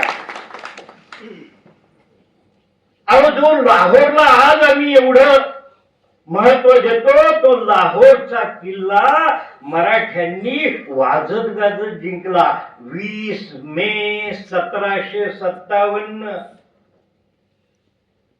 20,000 अफगाणे. लाहोरच्या किल्ल्याला तटबंदी आहे. शनिवार वाड्याच्या 10 पट मोठा लाहोरचा किल्ला. 20,000 अफगाण सैन्य, 300 तोफा आहेत आणि फक्त 10,000 मराठी लाहोर मध्ये आलेले. मराठ्यांची हिंमत बघून त्या 20,000 अफगाणांनी मराठ्यांसमोर शरणागतीचं निशाण फडकवलं आणि मृत्यूचं अभयदान मागितलं. आणि मराठ्यांनी एकही बंदुकीची गोळी न उडवता लाहोरचा किल्ला जिंकला. हा इतिहास आम्हापर्यंत का आला नाही? हा इतिहास आहे. आणि हे सगळे निर्माण करण्यात लाहोरचा सुभेदार कोण आहे? अहो दिल्लीचा सुभेदार बाळोजी पलांडे, लाडोजी शितोळे. आणि हा इतिहास आपल्या समोर या निमित्ताने येतोय. आणि त्याचबरोबर त्या ऐतिहासिक वास्तू, पवित्र वस्तू आहे, त्यांनी आपली संस्कृती निर्माण केली. आणि म्हणूनच मला एवढंच सांगायचं की हे वाडे नाही आहे, ते आमच्या गौरवशाली महाराष्ट्राच्या संस्कृतीची धरोहर आहे. त्या वाड्यांचं जतन झालं पाहिजे. आताच संभाजीराजांनी सांगितलं की आम्हाला हे सगळं पुनर्निर्माण केलं पाहिजे. आणि हे कसं होईल? संपूर्ण 70 वर्षामध्ये रायगड किल्ल्यासाठी फक्त 1.5 कोटी रुपये खर्च झाले. आणि आता आशादायक परिस्थिती आहे.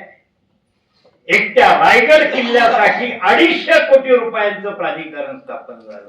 आणि ते 80 कोटी जमा झाले. आणखी गोष्ट सांगतो, 70 वर्षामध्ये पहिल्यांदाच महाराष्ट्र राज्य गडकोट संवर्धन समिती स्थापन झाली. आणि गेल्या 7 वर्षामध्ये 120 कोटी रुपये किल्ल्यांसाठी खर्च झाले. पहिल्यांदाच खर्च हे 120 कोटी रुपये 40 किल्ल्यांच्या संवर्धनासाठी पहिल्यांदाच खर्च झाली. आशाजनक परिस्थिती आहे.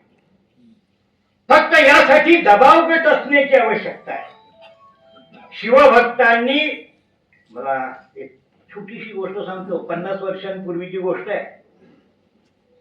आम्ही या सह्याद्रीमध्ये गडकोट किल्ले पाहायला जायचो. रस्ते नाही, कुठलीही सुविधा नाही. आणि त्या किल्ल्यांची अवस्था बघितल्यानंतर एवढं वाईट वाटायचं. आणि त्याच्याकडं जनतेचं लक्ष वेधलं गेलं पाहिजे म्हणून एखादा लेख लिहायचा एखाद्या किल्ल्याच्या दुरावस्थेविषयी, तिथल्या अवशेषांविषयी. आणि तो लेख घेऊन एखाद्या वृत्तपत्राच्या कार्यालयात जायचं. आमचे मित्र होते वरुणराज भिडे, की ज्यांना पत्रकारितेचं महर्षी म्हटलं जातं, भीष्माचार्य. आणि मी घेऊन जायचो. आणि वरुणराज काय म्हणायचे, पांडुरंगराव, हे वर्तमान आहे, वर्तमानामध्ये इतिहासाला स्थान नाही. आम्ही नाही इतिहास घेऊ शकत, आम्हाला तुमच्याबद्दल सहानुभूती आहे. आणि त्यावेळेस मी सांगितलं होतं की एक दिवस असा येईल, कुठलंही वृत्तपत्र निवडा, इतिहासाशिवाय ते परिपूर्ण होणार नाही. आज बघा, आठवड्यातून 5 दिवस इतिहास हा वृत्तपत्रात आलेला असतो. आणि त्याच्याच माध्यमातून या शिवभक्तांनी, दुर्गभक्तांनी आज जनतेकडे, शासनाकडे आपले विचार मांडले. आणि आज ह्याला चालना मिळतीये, ही केवढी मोठी गोष्ट आहे.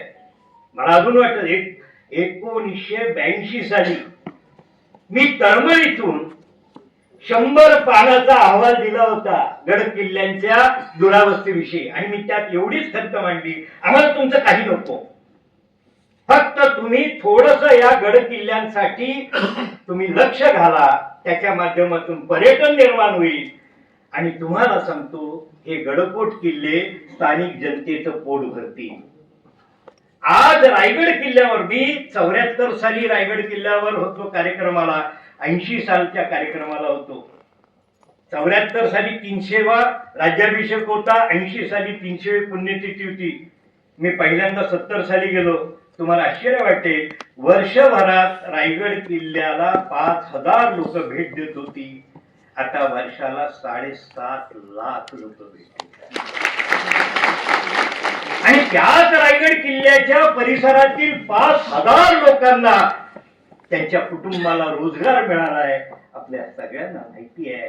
आणि म्हणूनच मला असं वाटतं की ह्या जर गडकोट किल्ल्यांना पर्यटनाच्या दृष्टीने शासनाने जर लक्ष दिलं, तर हे गडकोट किल्ले स्थानिक लोकांच्यासाठी रोजगार निर्माण करतील, इतिहासाचं जतन होईल आणि लोकांचंही संवर्धन होईल.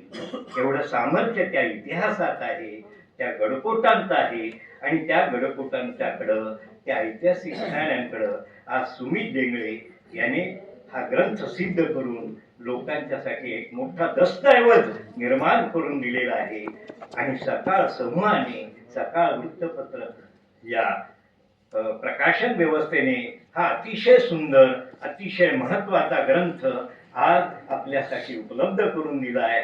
त्याबद्दल सकाळ प्रकाशन व्यवस्था आणि आमचा मित्र सुमित डेंगळे याचं अभिनंदन करतो आणि तुम्हा सगळ्यांसाठी पुन्हा एकदा मी इथं धन्यवाद देतो आणि मी इथेच थांबतो. जय हिंद, जय महाराष्ट्र. धन्यवाद. मनापासून धन्यवाद सर. सरांनी फार महत्वाच्या कडीचा उल्लेख केला असं मला वाटतं की भूतकाळामध्ये जी वर्तमानाची कडी असते आणि वर्तमानामध्ये जी भविष्याची कडी असते त्या कडीचा उल्लेख सरांच्या बरोबर सगळ्याच मान्यवरांनी त्यांच्या मनोगतातून केला. ही कडी किंवा कडीविषयी सांगताना एक छोटीशी कथा आहे की एका गुरुकडे शिष्य जातो आणि तो म्हणतो की मला एक वाद्य शिकायचंय. गुरु म्हणतो की तुला जर वाद्य शिकायचं असेल तर आधी तुला नृत्य शिकावं लागेल, कारण तुला त्यासाठी आधी ताल शिकावं लागेल.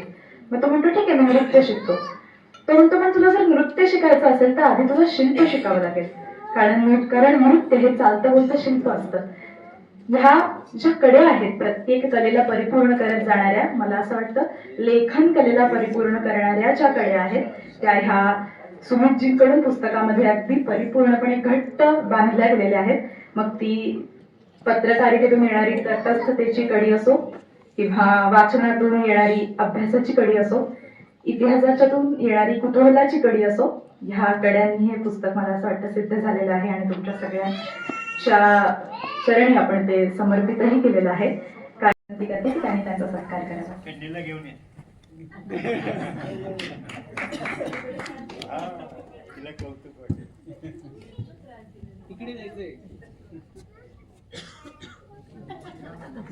भविष्यातला छोटासा एक इतिहास अभ्यासकही इथे स्टेजवर आहे.